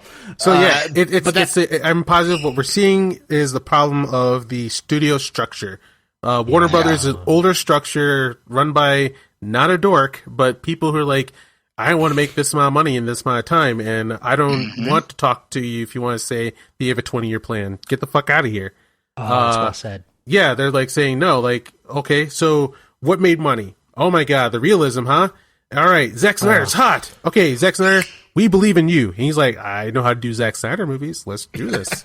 And then, like, you're like, Zack Snyder. This is all you're getting. People are like, I guess I bring up that story. It shows that even in Marvel, who's knocking it out of the park largely, even they can have a corporate structure that almost like derails the entire thing. And losing Kevin Feige would probably be the dumbest business move.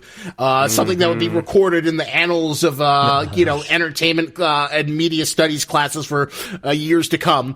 But they sorted through their shit. And I can only imagine the cluster, bunk that, Warner Brothers must be, since you have these people who want that superhero money, but don't necessarily understand why people love this stuff. But, they have this wunderkind, Zack Snyder, who, you can even argue that Zack Snyder kind of created this sort of nerd culture, that we're living in now, because 300 was kind of like this low budget movie, but he elevated it to this huge blockbuster, and showed that hey, there's this huge well of genre content before it really hit the mainstream in 2008, that sort of created that wellspring to the, I guess this golden era we're enjoying now. So yeah, why wouldn't executives go with him? He sounds like the perfect moneymaker for us. Let's do this. Well, yeah, I mean, you're investing $1 billion. Yep, you got some Zack Snyder. Yeah. Hey, so how about this? There's also a point of contention around Lex Luthor, which I also I have also I feel like cracked the code on the problem with Lex Luthor and why Lex Luthor is actually, well, I'm not sure about the actually part. I think he's really good. Really? So the problem was that the problem that people are having. Yeah. Are you talking about the Lex Luthor from Batman and Superman? You think he's really good? Yes. All right, go ahead. Because everyone fucking hates him. That's the point of him. Zack Snyder's doing that on purpose. He's on purpose. Well, yeah, and then so Lex Luthor always takes on the form of the most powerful man that we hate in society at that time. So in the 80s we had Wall Street asshole, Gene Hackman, and then later we get strong businessman, and now in our current society the person that has the most power that everyone hates is Mark Zuckerberg. There you go. Which is exactly who he was playing. But if you don't do that, then you're not really doing a Lex Luthor of the present time. You're doing a Lex Luthor of a past time. And that is interesting. That's probably the best defense I've ever heard of the Jesse Eisenberg, Mark Zuckerberg / Max Landis Lex Luthor. Yep. That is a really interesting interpretation, and the Lex Luthor should also reflect their era. But I guess I came to that before Zack Snyder said it on his commentary. But yeah, that's the intention. This piece of shit is supposed to be a piece of shit. He thinks he's so fucking smart, and he's trying to outwit people just when he's just trying to talk to them, because assholes like that exist and we don't like them. And then also those people are the most financially powerful currently. Yeah. And he's also very, very socially inept too. Yes. Incredibly inept. Yes, well said. All right, so Matt, your take on Lex Luthor. Oh, yeah. Okay. So when I should have gone last. No, hey, well, I mean, I agree with what everybody else is saying here. I think that is a great take, and it's not one that I necessarily thought of. And I'm watching it, and obviously he's extraordinarily irritating. And I know that Jesse Eisenberg is a very good actor. I've seen him in plenty of things where he did a wonderful job. So I'm watching it and I'm like, no, this is how he was directed. This is the point. Everything they're doing here in regard to his choices and how he's coming across was deliberate. None of that was by accident. And so I'm like sitting there thinking like, why? Why did they do this? I hate this guy, but like not in a fun way. It felt like he was almost trying to be like that Heath Ledger Joker. You know, like, oh, I'm so wacky, and oh, but I'm real deadly too. You never know what I'm gonna do. But I think that your take on it is exactly right. I think part of the reason that we have such a visceral reaction to that character is because I have either seen that person on TV, out in Silicon Valley making billions of dollars. Oh, we know that person. Yep. That Lex Luthor thinks he's cool. Oh yeah, he does. But no, like, we're all supposed to fucking want to break his neck. Like, he's an irritating piece of shit, and that's what Jesse Eisenberg is going for. And yeah, like, if we're going to be in a real world with these superheroes, that's the baddest boy on the block currently that we want to see taken down. Well, the thing I think that people find especially irritating about that is that, like, the only Lex Luthor people really have on a mainstream basis is like the what's his name, Gene Hackman Lex Luthor. But they never really gotten the industrial businessman, smartest guy in the room Lex Luthor that people love in the comics. The I'm the best human around. Right. The all-star Superman Lex Luthor, who thinks that, is this ultimate humanist who hates the idea that, metahumans, make us, the syndrome. And I think people kind of, DC fans are kind of hungering for that a mainstream interpretation of that. I could see that. But yeah, like, if, Zach's like, I got one shot, and either I can remake and remold exactly what everyone else has seen already, or I could real world, 24 Hours News Network, and also who's the most powerful piece of shit that you want to stop in the world? It's the I think I'm so cool. And also, like, on top of it, like, getting to have your cake and eat it too, the narrative says outright, hey guys, this isn't actually Lex Luthor. Like, that's we're looking at Alexander. Like, is like, they say several times in the movie, there is a Lex Luthor who is missing. But this is Lex Jr. Yep. I did not catch that during the movie. Yep. It said several times, like, Lex is my father's name, and I'm waiting for him to come back. Meanwhile, I'm Alexander, and this is why, like, I'm also now, like, that's another thing, like, the son of someone who is powerful, who thinks he's powerful. Oh my God. My takeaway from that was like, oh, Lex is short for Alexander? Nope. Yeah, I think I've seen him in comic books and some of the cartoons, but like there's always like the asshole descendant of Lex Luthor who is an asshole, not as in control as the real Lex. But yeah, we're not even, like, Zach thought ahead. Like, we get to have, we are in a Twilight Zone, and like, to alleviate the problem with this version of a Lex Luthor, it's not even like the one that you know, because that one is missing. That's all I had to say on that. Okay, so no, there's like silence. Yeah, well, yeah. Isaac, was your I was gonna like go individually, but I started talking. Isaac, what's your top to bottom? What's your take on Lex Luthor? I think that's a really interesting defense of him. I still think he, like, comes across as insufferable, although I do have a little anecdote.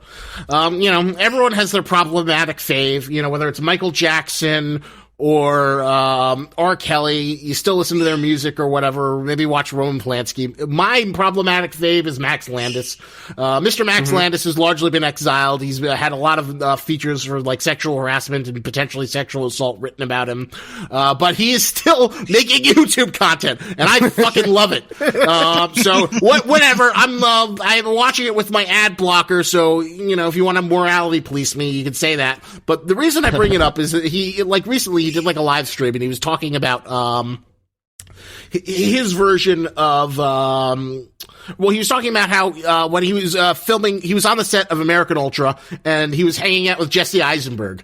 And Jesse Eisenberg had just been cast for Lex Luthor. So he started talking to Lex Luthor, about like what makes the character so great and what you should do, and why how you should interpret him.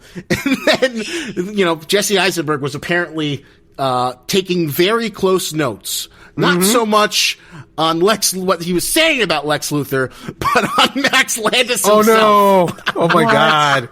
I can see that actually. Oh, no. Whoa! Holy shit! Huh. So yeah, that is very Max Landis. Oh my god! Yeah.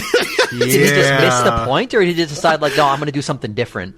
I feel like there's a fusion of it. I think because you said Zack Snyder said in the commentary that like Lex Luthor should reflect the era, and that's why he's kind of like a tech bro. But he's like that fused with like Max Landis is like the ultimate, smart ass. So I feel like you've got this you could say that like in that way it works. I guess the problem with me is that like the logic behind Lex Luthor doesn't really make much sense in terms of like, okay, so he's conspiring to get Batman and Superman to fight each other. He's doing all this crazy shenanigans. He's having African warlords fight each other to create this sort of event. He's bombing Senate hearings, but like.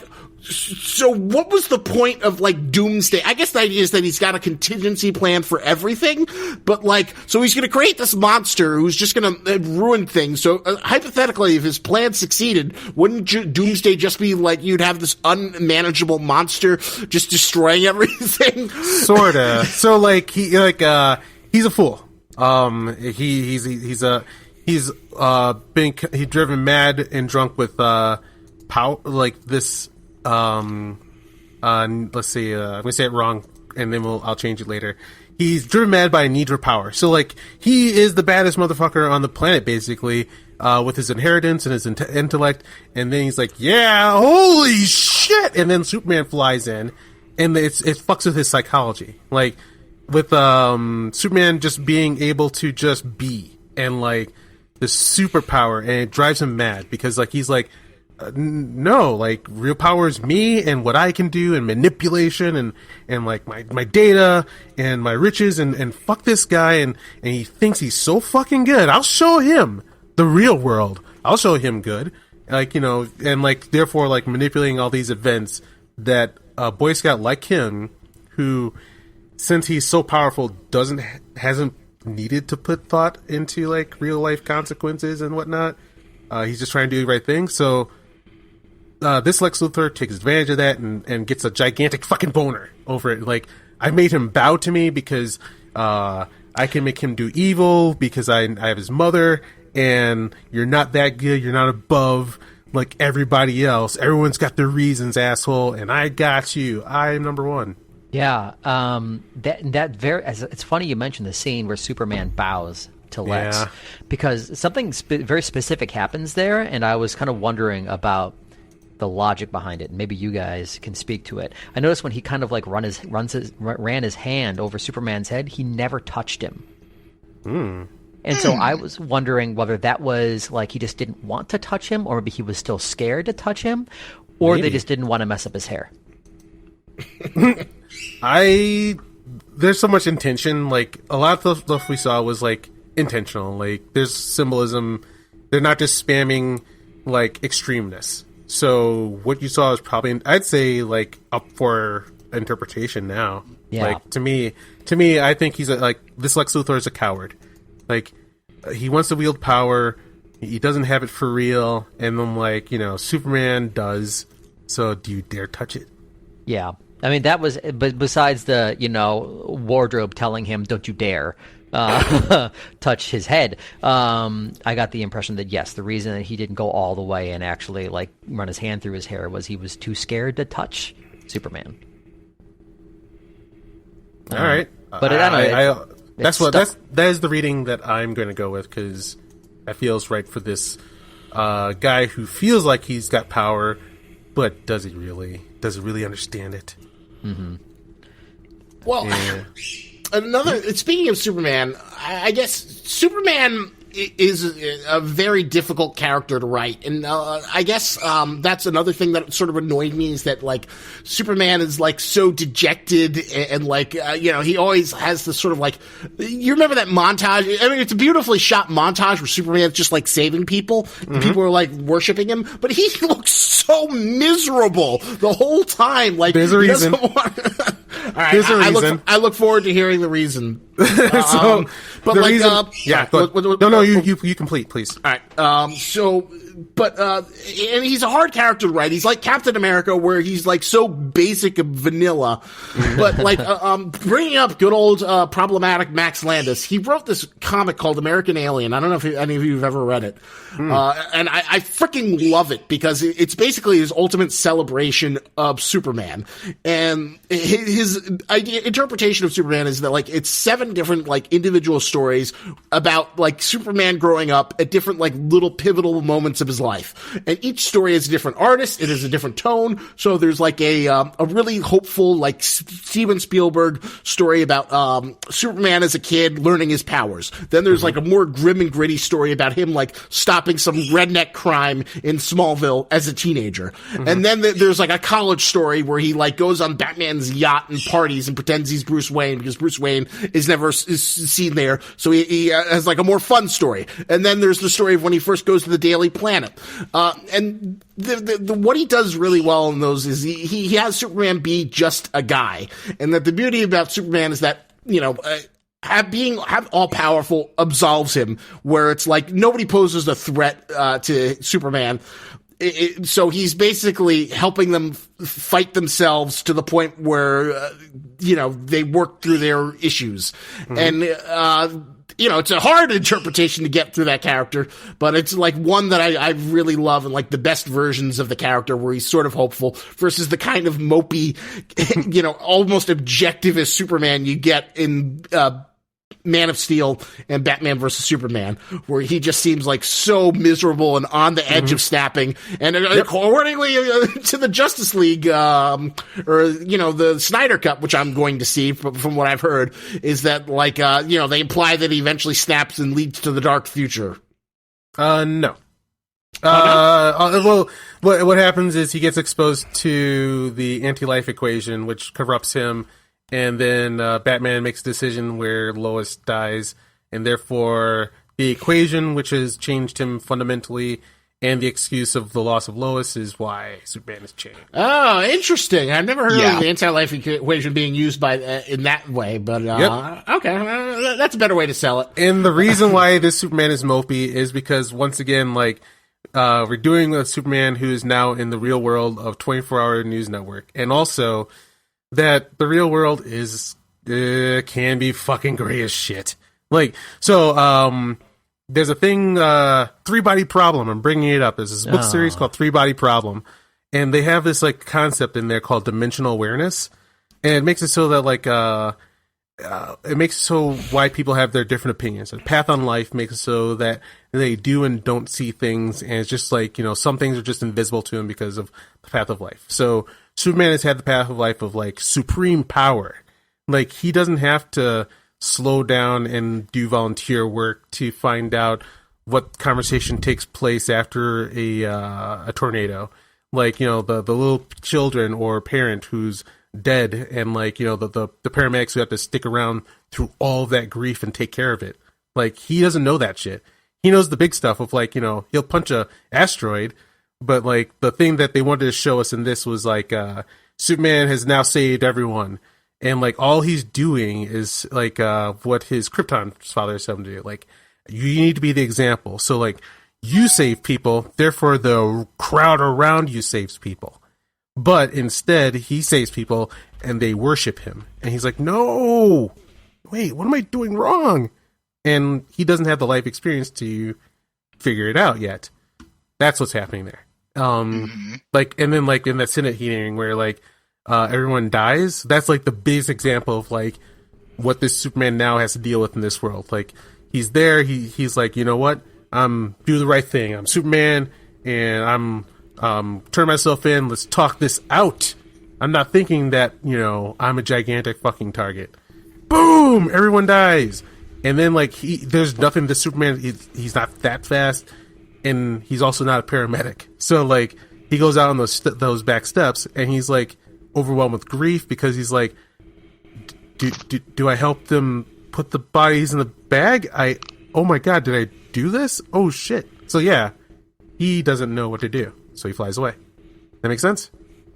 Yeah, it was that sort of Zack Snyder's, like, when he was talking about it seems like the best way to watch Batman versus Superman is with Snyder, like, hanging out, because it is interesting to hear why he makes some of those choices. Yep, it's beautiful. Like, yeah, like I felt it, but like when you see him say it, like all the things that people think are just like action spam or like him trying to be over the top, he actually has like a thematic reason to do that. Yeah. Like in each scene, he's like he actually cares about his movie. I will say, you know, there's one thing you cannot say about Zack Snyder is that he definitely does feel like he cares intensely about all the things he does. So you cannot fault him like that. It's like, you know, you could compare him to like, oh, he's just like Michael Bay who does dumb action, but it does feel like Zack Snyder does have a purpose. Sometimes that purpose he never goes, like, he will say, like, he does get excited, but there's like a genuine excitement. Like, I loved like the final fight between like the heroes and Doomsday, and like the way he blocked out the fight was him and his stunt people and friends. They went out on they set up a whole bunch of mats and they fought. They duked it out and basically played to figure out how the fight between these kind of people would play out and the most beautiful dramatic way to shoot it and render it. Like, yeah, he gets it. He's actually trying, but like, he's not trying to do a repackage that we've seen, and no, like I said, apparently Kevin Feige is more like, to me, all Warner Brothers has to do to win is find themselves a Kevin Feige. You have unlimited resources, just fucking hire the person. But I think that kind of creativity is not as easily to come by as I think it is, especially if you use that kind of corporate structure.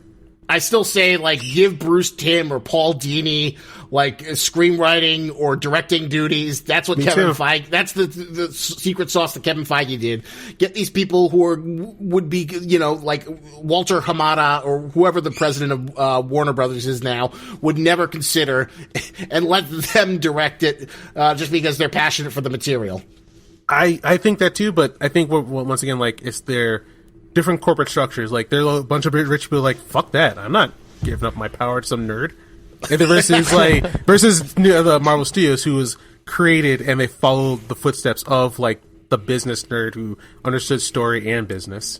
So yeah, we're kind of like stuck, and that's why they're, you know, they have all these like different things. So like, they're trying to figure out who gets the best idea and we'll do that. Versus Kevin Feige, who's just sipping his tea like, I know what I'm doing next.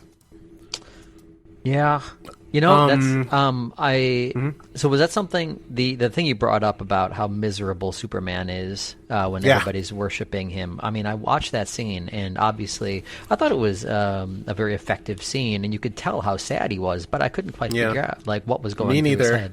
And is that, I'll be honest, like, I didn't get it either. The several times I've seen it, I'm like, why is he so miserable? But yeah, that's why. He's like, why aren't you guys all turning around to save other people? Right. It's because like in like our society that we're even noticing now, like like as a lot of people aren't Christian anymore, but people still find that something to worship instead of using that thing as an example of what you should be yourself. Do you remember? That's like, we want heroes, we want saviors. Yep. Yeah. Yeah. Oof. Ouch. Yeah, and that's why the monument says what it does. If you seek my glory, look around you. It's supposed to be, if you seek my monument, look around you. Or there you go. Yeah. Effect. Yep. He's supposed to be like, my example is for you, not for you guys to use me as the solver of problems. Do you guys remember in the Death of Superman graphic novel, after Superman dies, obviously we have all of the Supermen pop up. You know, we got Steel and Superboy, etc. But there's this one dude who just has a Superman shirt. Yep, I remember that. And a little cap. He's just like this dock worker or something. He's like, well, all right, I got to go do some good. I got zero powers, but I'm just going to go try to do the right thing. And that he's who I thought. I haven't thought about that guy in years, but he's who I thought of when you mentioned that. Yep. Also, yeah. On that note, I'm putting in the Discord chat a link to one of the American Alien covers, which I think you'll find very relevant. And I highly recommend, if you have a chance, to go track down the American Alien trade. Just because I think it like kind of builds up to that.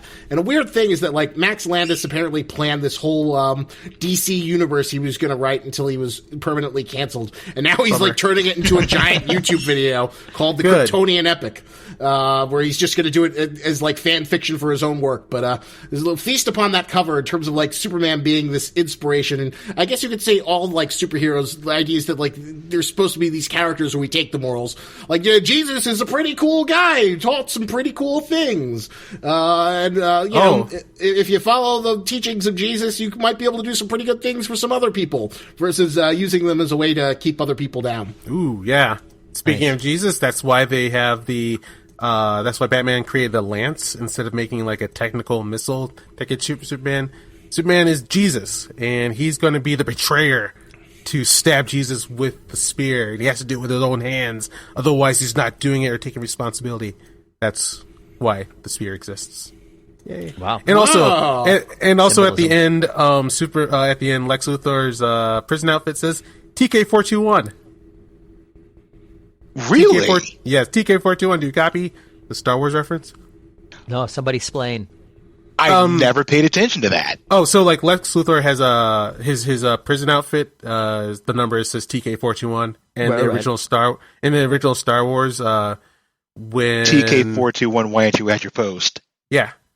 Oh. Well, there's a gas leak here. You know. Well, yeah. That when like someone's checking on Han Solo, and like when they took over to save Leia, the guy says TK421, why aren't you at your post? Right, like that. And Superman and Lex Luthor's prison outfit is TK421. TK421. Wow. Then also, okay, another visual flair that like has been like was tickling on my mind, and like he takes it over into this new Justice League, which we'll talk about next time. But I was like, what am I seeing? Something so specifically 80s about the metallic feel and look. What am I seeing? And he telegraphs it at the beginning of the movie. He loves the movie Excalibur. Oh, you guys ever see that? Yeah, that movie. I saw it for the first time like a few months ago. Oh wow! Yeah, that's part of my life and childhood. Isaac, Tony, seen Excalibur? Heard of it, never seen it. I don't know if I have. I don't think I have. Oh, dude. Yeah, you're gonna want to find this one. It's goddamn epic. And there's like that was like from an era of movies that everything was a Frazetta painting. So when you see it, you'll see every shot looks like a Frazetta painting. It has like this specific kind of like texture and metallic feel and lighting that Zack has been doing a lot. And also, spoiler alert for the end of Excalibur. It'll be fine. It's not like a twist or anything. It's just how the hero puts down the bad guy at the end of Excalibur. It was like one of the first times I cheered with other kids at the end of a movie. Like, you know, I was always a nerd. I always did that. But like, Excalibur, we showed it in like my grade school for some reason. At the end of it, like, there's like this giant fucking battle of like these dudes in armor and just piles of bodies like coming up and stuff. And then there's like one last guy who's got golden armor, and Arthur, he goes up to him like, this is the ending here. And the guy goes, "Rah!" and stabs Arthur through with his lance spear, just spits him. And then Arthur's like, "Oh yeah, is that all you got?" And then like all of a sudden, like the classroom started cheering as Arthur grabs the spear and pulls it through him to pull himself closer to the end bad guy until he stabs the end bad guy himself. And like they embrace in a final death thing.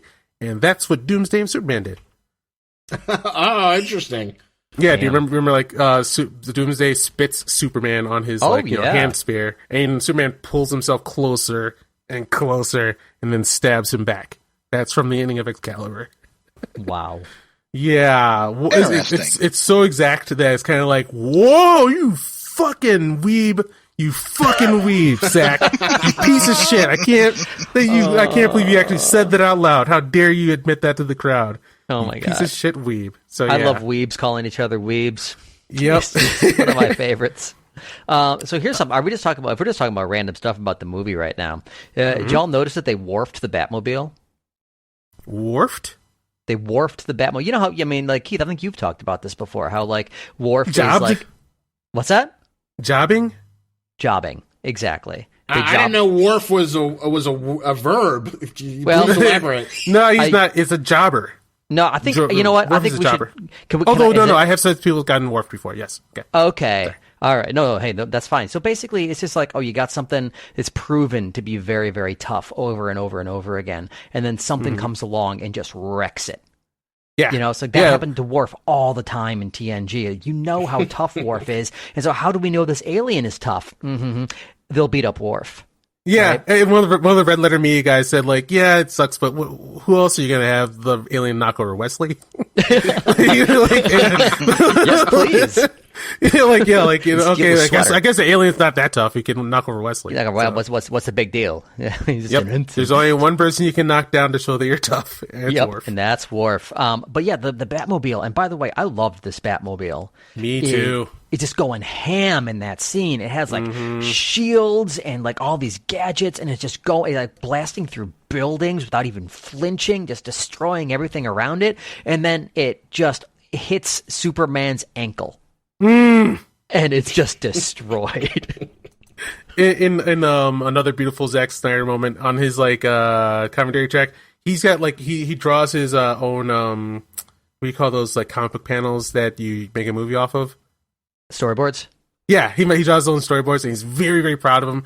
And like he's like, yeah, I drew this right here, where like Batman stands up to Superman, like right there, and he like points at it and stuff. Like he is so proud of that shot. It's really cute. And another proud shot that he was like when Batman has Superman at the end of that cord, and he kind of swings him around and through pillars. He's like, well, wait, so I have a friend who made a painting of this. I had to put it in my movie. So, nice. Yeah, so, he's a loving man of like another person that he loves in the movie is the stunt suit actor for Batman. It's a guy named Rich that has been in every one of his movies. He's like, and I can't make movies without him. He's amazing. But yeah. All right, so here's another thing. I'm just looking at my notes now. But y'all ever notice that Batman thugs always talk, and there's a specific way that Batman thugs talk, like gangsters, especially when they're scared. When Batman has them up against the wall, they're like, "Oh, I don't know, man. I'm sorry. That is completely right. Since the animated series, wow. Even. Or go further back. They all talk like that. They have like this faint, like New York or Brooklyn accent, and they all it's go. It's the freaking bat. Get him! It's the freaking bat. They all talk. Oh God! Don't hurt me! I'm sorry. Well, speaking of Batman thugs, were you all, because a lot of people, the biggest praise that this movie got was that scene towards the end where Batman and Superman are on the same side. Batman goes to save Martha, and he takes out the Lex Luthor goons. And people loved it because it was basically like, oh, this is the Batman we deserve on screen. This is like the Arkham Asylum games brought to life, where he's like smacking people down and knocking them against the wall with like blood stains as their craniums crack against the wall. Did you guys also enjoy that as much as everyone else? Yeah, it was basically like a 50-hit combo in Arkham Knight. Yep, a 50-hit perfect combo. This is another boyhood dream. Like Zack Snyder's like, did you ever think, like, you know, as a kid, that you'd ever get to do a Batman fight? This is it. This is my chance to do a Batman fight. And like, this is straight up it. It's the best representation of Batman fighting in live action that we've ever gotten. And that's one of the biggest points of contention that I've had for every other live action Batman film. Up until this, he's always been a fucking brawler, and I hated that. Cool. Batman is supposed to be this master martial artist, and he goes in like he's fighting in a barroom brawl in every single scrap he's been in up until this movie. Well, Thank you. The big problem with, I think, like Batman, doing Batman fights is that the costume is so prohibitive. Like, Michael Keaton had to turn his whole body just to turn his head. The costume is not really conducive towards fighting. And they did lampshade that in the Dark Knight, 2, where Lucius said the exact same thing. But I mean, if you know that that's a thing, you got to find a way to work around that. Yes. I always like the stiffness that it causes. Makes me it's how I associate Batman moving, even. So like that limitation to me actually creates a better Batman because he has to move different than other people do. Yeah, I mean, when I think of Michael Keaton as Batman, I think of him turning his whole torso to look at somebody. Mm-hmm, exactly. Honestly, like it's kind of iconic, but yeah, just really on that fight, I absolutely loved that fight. That was so much fun. Very satisfying. Every punch, every kick, like you felt it. Great camera motion, the thuds, the hits, and I will fangirl the fuck out, man, about that Martha moment. I love it. Like the build up moment, like where, like I said online, the reason why it was supposed to be good is not like, oh my god, genius, they both have the same name. It's not that at all.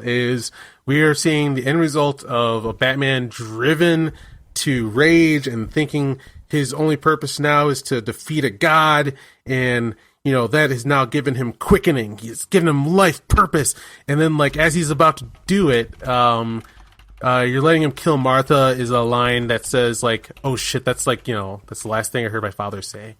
This is me standing here consumed by my own reasons, and I'm a bad guy. I go did back cross, and remember why you did this. But like the one last thing I gotta say is like, I love so much that Batman saved Superman's mom. I fucking love that. Yeah, it was great. Yeah, it's a return to form for him. It's Batman remembering why he got into this whole thing to begin with, to save other people, so they don't have to go through what he went through. He wants to make sure that Superman doesn't have to feel the pain that he felt. He wants to save, and it's like after the end of his road of darkness, it's a reawakening, like where he's like, oh god, yeah, this is why I fight, and burns rubber and says, Martha will not die tonight. Dun, dun, dun, dun, dun, dun, music's playing. Oh my god, yeah, Batman, do this. And then like he saves the fucking mom, and then he's like, I'm your mom's son, and she's like, I can tell by the cape.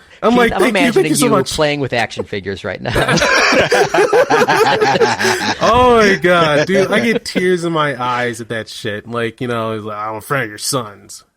Okay, I mean, and I agree with you all in regard to it was a return to like his core, like why he became a hero in the first place, and it felt great in that scene when that all happened. But did Superman know? Is that why he said, "You're letting Martha die. We have to save Martha"?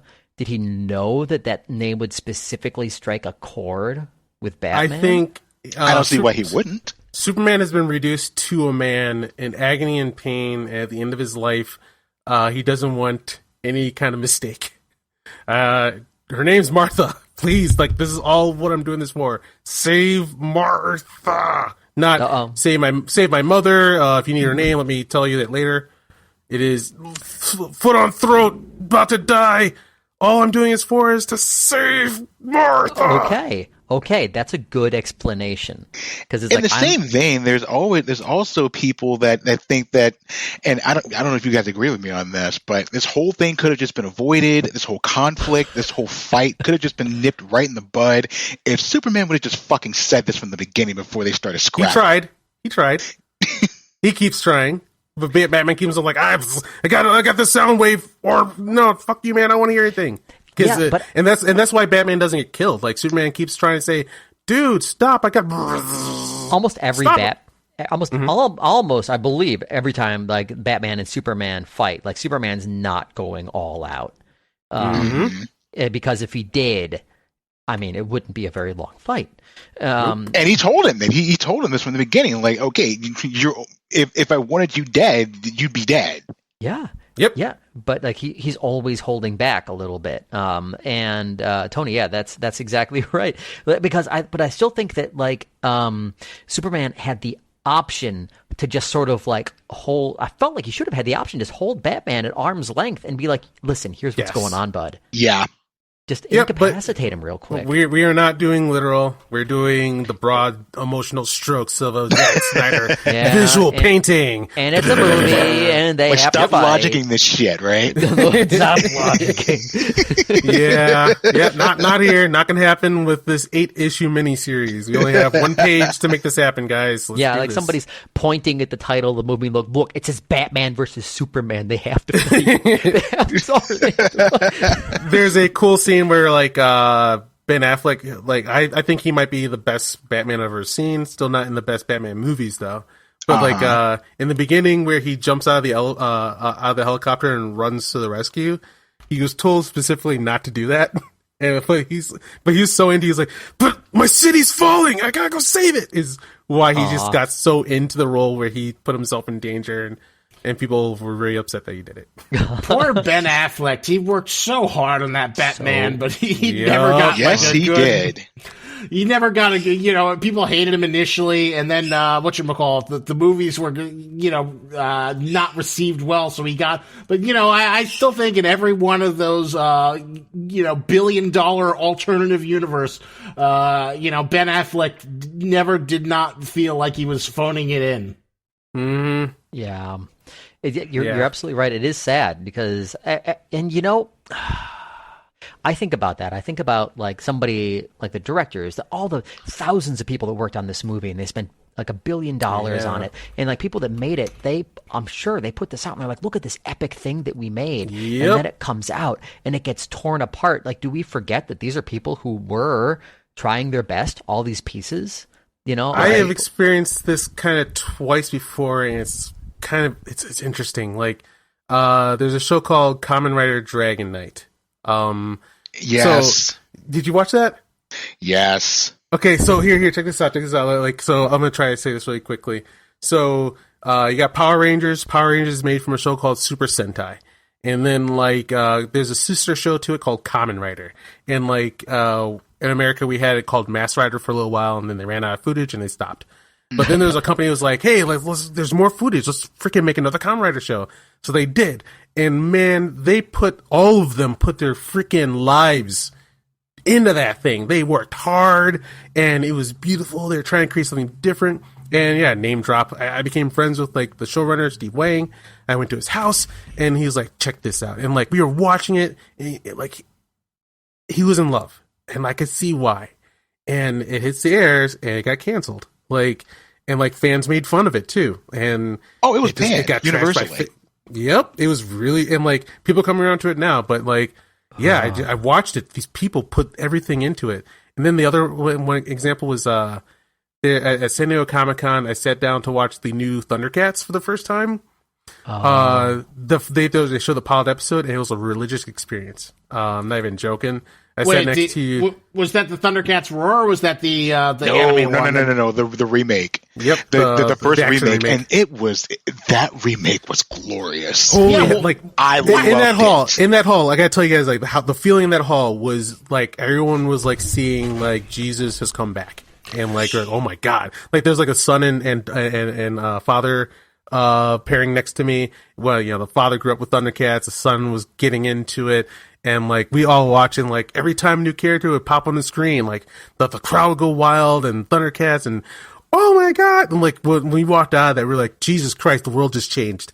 And how quickly did that show get canceled? Yeah, I was always surprised that show never got a fandom, just because it seemed like it was a really good interpretation. And I know, like, for as many people who bitched about Thundercats Roar, like, why didn't you give that one the support when it was out? It was criminal how much that one got no support and got no love because it deserved it. It really did. Yeah. Yeah, these people, they go in, they put their heart into it, and then everybody says, it sucks! Yeah, and I think that, obviously you have everybody has their opinion for these things that get put out, all this media, but I think it's always important to keep in mind that the people doing this generally, I'm not talking about just like the people just throwing money at it or whatever, but the people, they're giving everything they have to make it something good, and sometimes it doesn't work out. And so, but I think it's just important to remember these are people. Yeah, and I think the company themselves need to freaking handle expectations somewhat. Because, like, yeah, everyone, all of marketing really did say, like, guys, now we got Superman and Batman, like, but they weren't. They were not doing Superman and Batman. Yes. Like everyone's asking. They were never doing that. They were doing Zack Snyder's weirdness, which if they had maybe tried to market that in a fun way so everybody could get in on it, cool. But, like, and then, like, yeah, this will go back to The Last Jedi. Unfortunately for me, like, that was what they said is the definitive. And unfortunately for me, that's the only fucking time you get to see Mark Hamill do that again. Oh, like, yeah, right, like, okay. Like, so, like, there are so many people that are upset about this because they're like, oh my God, I can't believe what you did to Superman. Like, you know, you only get to see Superman once in a lifetime. And then we get this, and that's why people are upset. And I understand that. But, like, yeah, you have a lot of Supermans to choose from. You will, once again, someone's going to make another it always happens. But you don't necessarily get another Mark Hamill as Luke Skywalker. Yep, that was our last chance. And that was very... Okay, all right, there's moments where you can be mean. That's fine. Well, okay. You can hold them responsible for what they did, but I have never taken like a direct shot at saying that Rian Johnson's a piece of shit. Like, I've followed his career since his start, and I am curious as to why The Last Jedi ended up like how it did. But that is for a podcast for another time. Well, someday, like, someone's going to write the definitive history of, like, the Disney Star Wars books. Like, you know, after, like, the dust is settled, the Kathleen Kennedy saga will be laid bare. And that is going to be some really interesting reading. Like, there's this book I want to read called Disney Wars. And the entire thing's going to be written in fucking crayon. Well, no, there's this interesting book called Disney Wars, which basically talks about like Disney in the 90s, and it talks about like not Bob Iger, the one Michael, who was the one before Bob Iger that everyone hated? Eisner? Yeah, Michael Eisner. It was about Michael Eisner and his feud with Jeffrey Katzenberg, and basically all the corporate shenanigans that happened during like the Disney animated Renaissance. And that's like some summer reading. I'm looking forward to digging my teeth into. Yeah, I look forward to when like good. It's legal to tell the story of what happened with Disney Star Wars, because that like I got so much to talk about, like with the story creation and movie creation and. I got words, and also I have been waiting all this time that like, what if I watch The Last Jedi and I like it?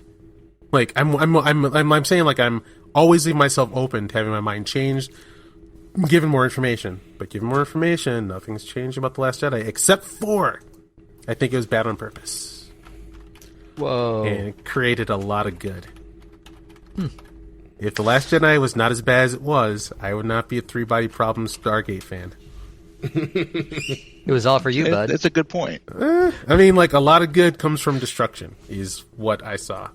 And, yeah, to tip my hand, like, and we'll talk about it when we do the Last Jedi podcast, but, like, I think that what we saw there was Rian Johnson got hired. There's no way he's going to say no. And he's also like, I'm also not Isaac fucking Asimov. I don't know how to do space opera, but I can make an emotional impact.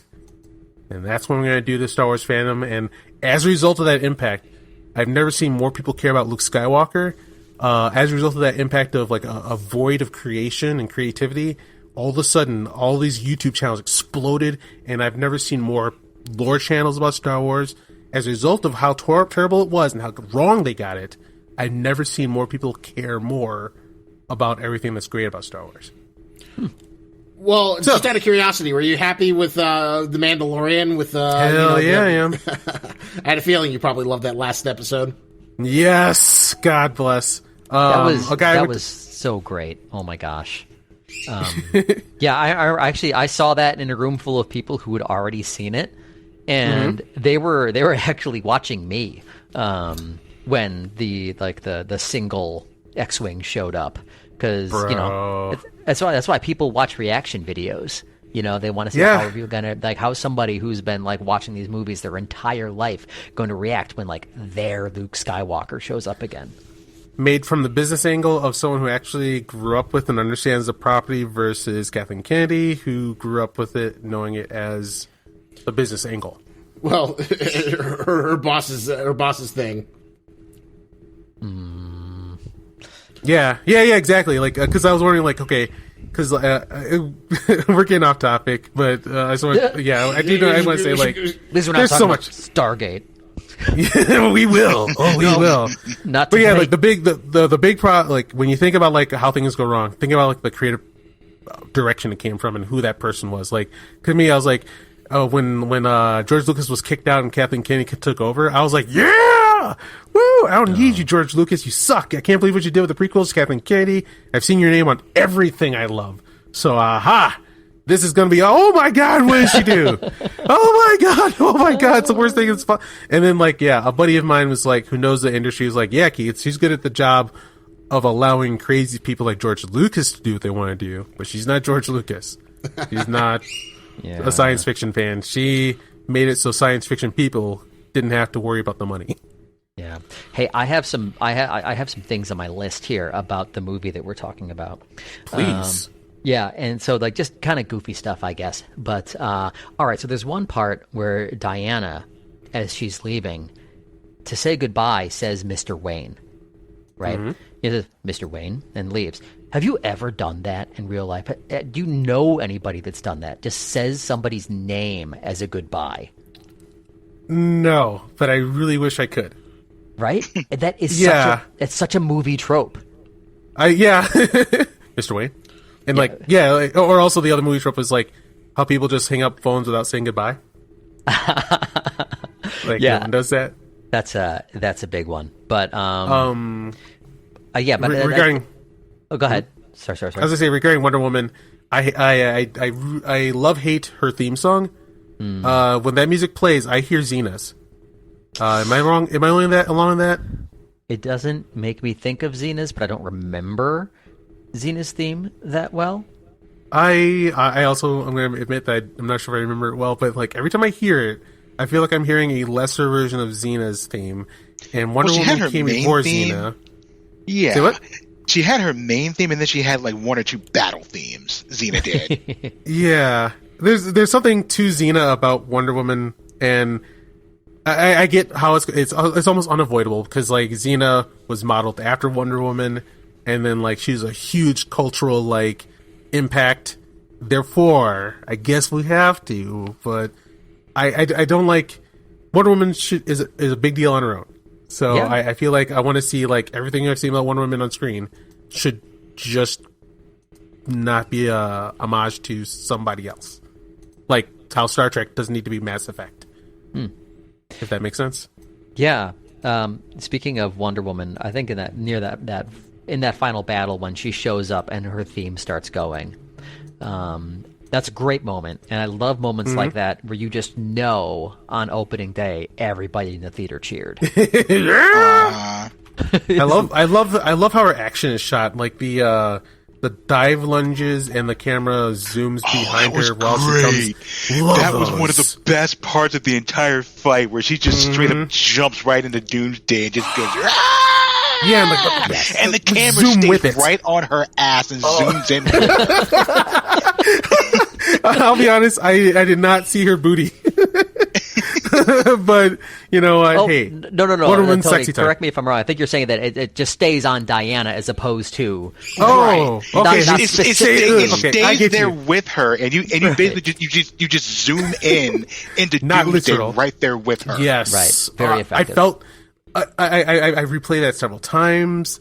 I love feeling like I'm pulled with her with that camera. That's what I was talking about. Yes. Yeah. Not just her ass was fantastic.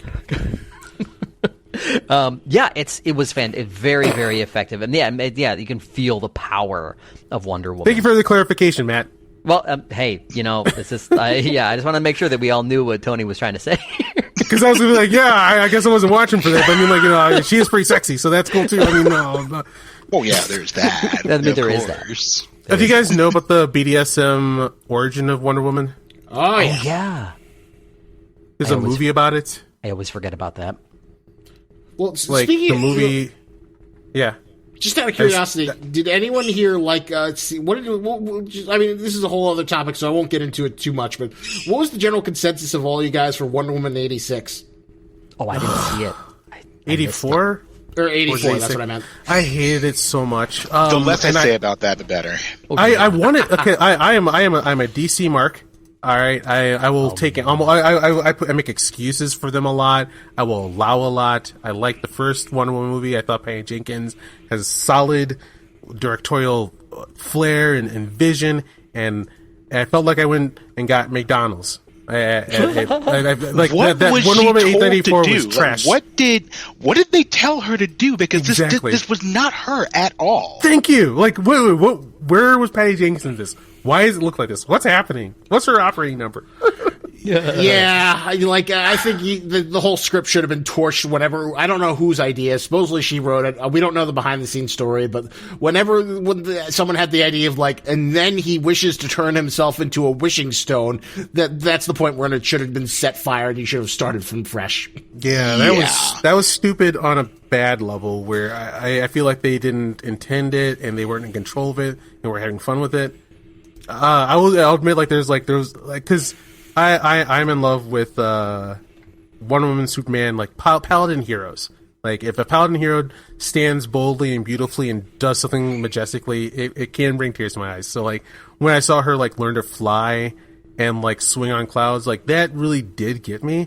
And I felt the emotions of like when she was like saying I gave up my wish, and I was like, there are moments, visual moments that gave me a lot of emotion.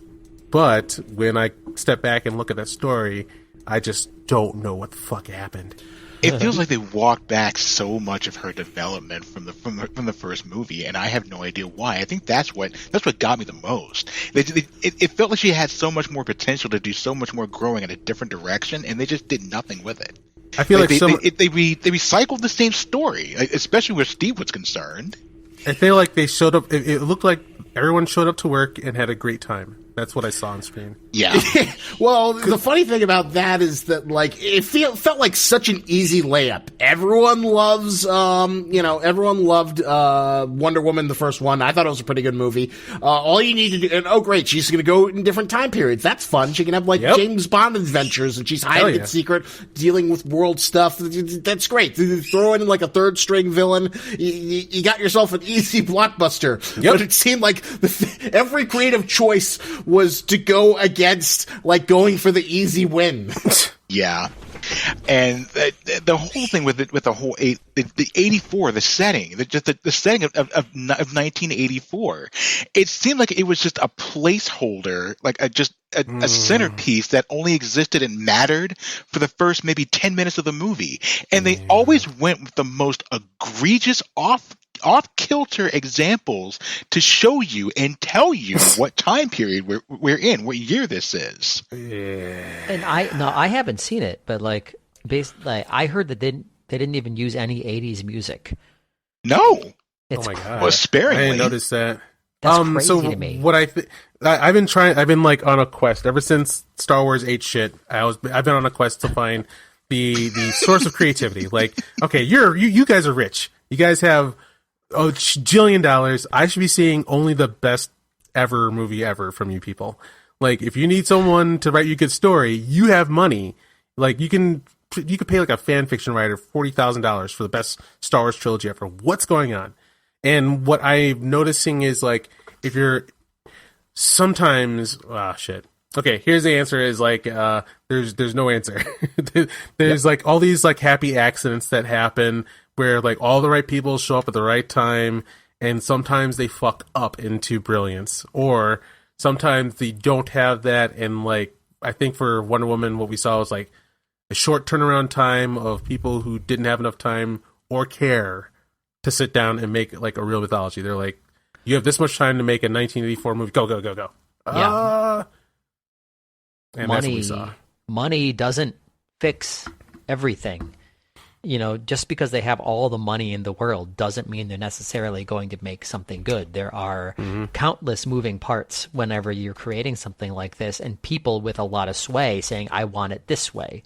And so it's really, really difficult to, you know, especially like even when you have all this money, and maybe especially when you have this much money, to make something that's just good. Yeah, versus Zack Snyder, he's like, you know what? I know how to do my movie, so this is about to happen. versus Ryan Johnson on the other hand. He like there's interviews with him saying like, I don't write scripts in 2 years. That's not how I do shit. Oh crap.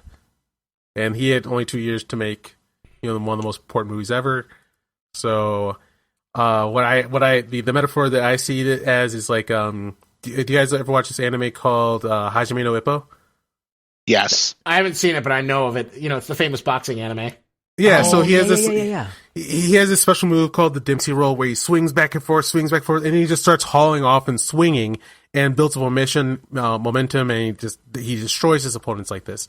And like one of his best friends sees like the weakness in that, so his best friend like does some quick training and says, "Hey, do that move on me again. I'm gonna show you something." And he's like, "All right, buddy, because I'm about to fuck you up pretty bad. It's gonna hurt." He's like, "All right, no, I got this. Watch." And then like he starts building up momentum, and like to me, Star Wars was like a sure thing for all like Star Wars fans. Building a momentum. Here comes Luke Skywalker. And then instead of getting what you want, like Ippo has like, the freight train speed, and his friend figures out how to dodge and punch while he's swinging that hard, and just, quadruples the damage, and Ippo goes fucking down hard. All Star Wars fandom went down hard. And because you get hit that hard, you better figure out shit. Yeah. And that's what I saw happen. Like, I got fucking put in the dirt by that movie. And as a result, I have now connected with Chinese geek culture. Man, three body problem is legit. No doubt about it. Yes. Oh my goodness. As a result of that, I have now, there's Stargate in my life and potential podcasts. And anyway, I got ideas. But yeah, like if he knew he wasn't going to be able to lay down like George Lucas can, like Jon Favreau, he's not a I'll say he's not a space opera writer, because I was like, he did Looper. He can do science fiction. But I feel like if he had one important shot, it's to hurt everybody really hard to create more. That makes sense. Yeah. Like, after the fuck up The Last Jedi, no one's going to fuck up that hard again. Well... So some would argue that Rise of Skywalker is in its own special way an even worse movie. I would say like Rise of Skywalker is trash and it knows it. Like, it was not faking the funk on a nasty dunk. Like Last Jedi was like, "Woo, check out my dunk! Oh my god!" And then like the critics were like, "Oh my god, it was such a great movie."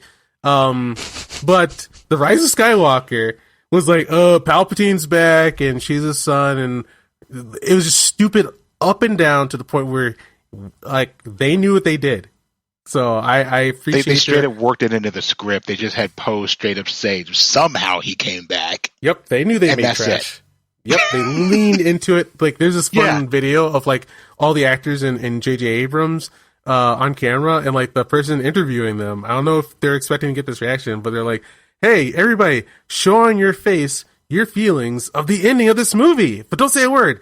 And like all the actors in J.J. Abrams were all like wincing and like and like making all these like disgusted faces and confused faces because they knew they made trash. The Last Jedi tried to act like that was a masterpiece.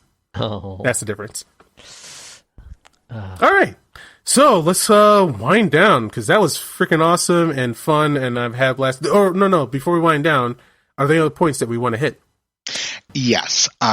One of the biggest points of contention that I had with BVS, and something that I've been struggling with ever since I first saw it, is the introduction of Doomsday into the movie, which almost killed every bit of momentum that I had for it when I first saw that. Because the second they introduced him, I knew Superman had to die. Mm-hmm. And the problem with that is that the whole thing felt like a huge fucking waste for one of the biggest moments in Superman's entire existence. Gotcha. This is fucking Superman. You don't kill him after 2 movies without a good reason.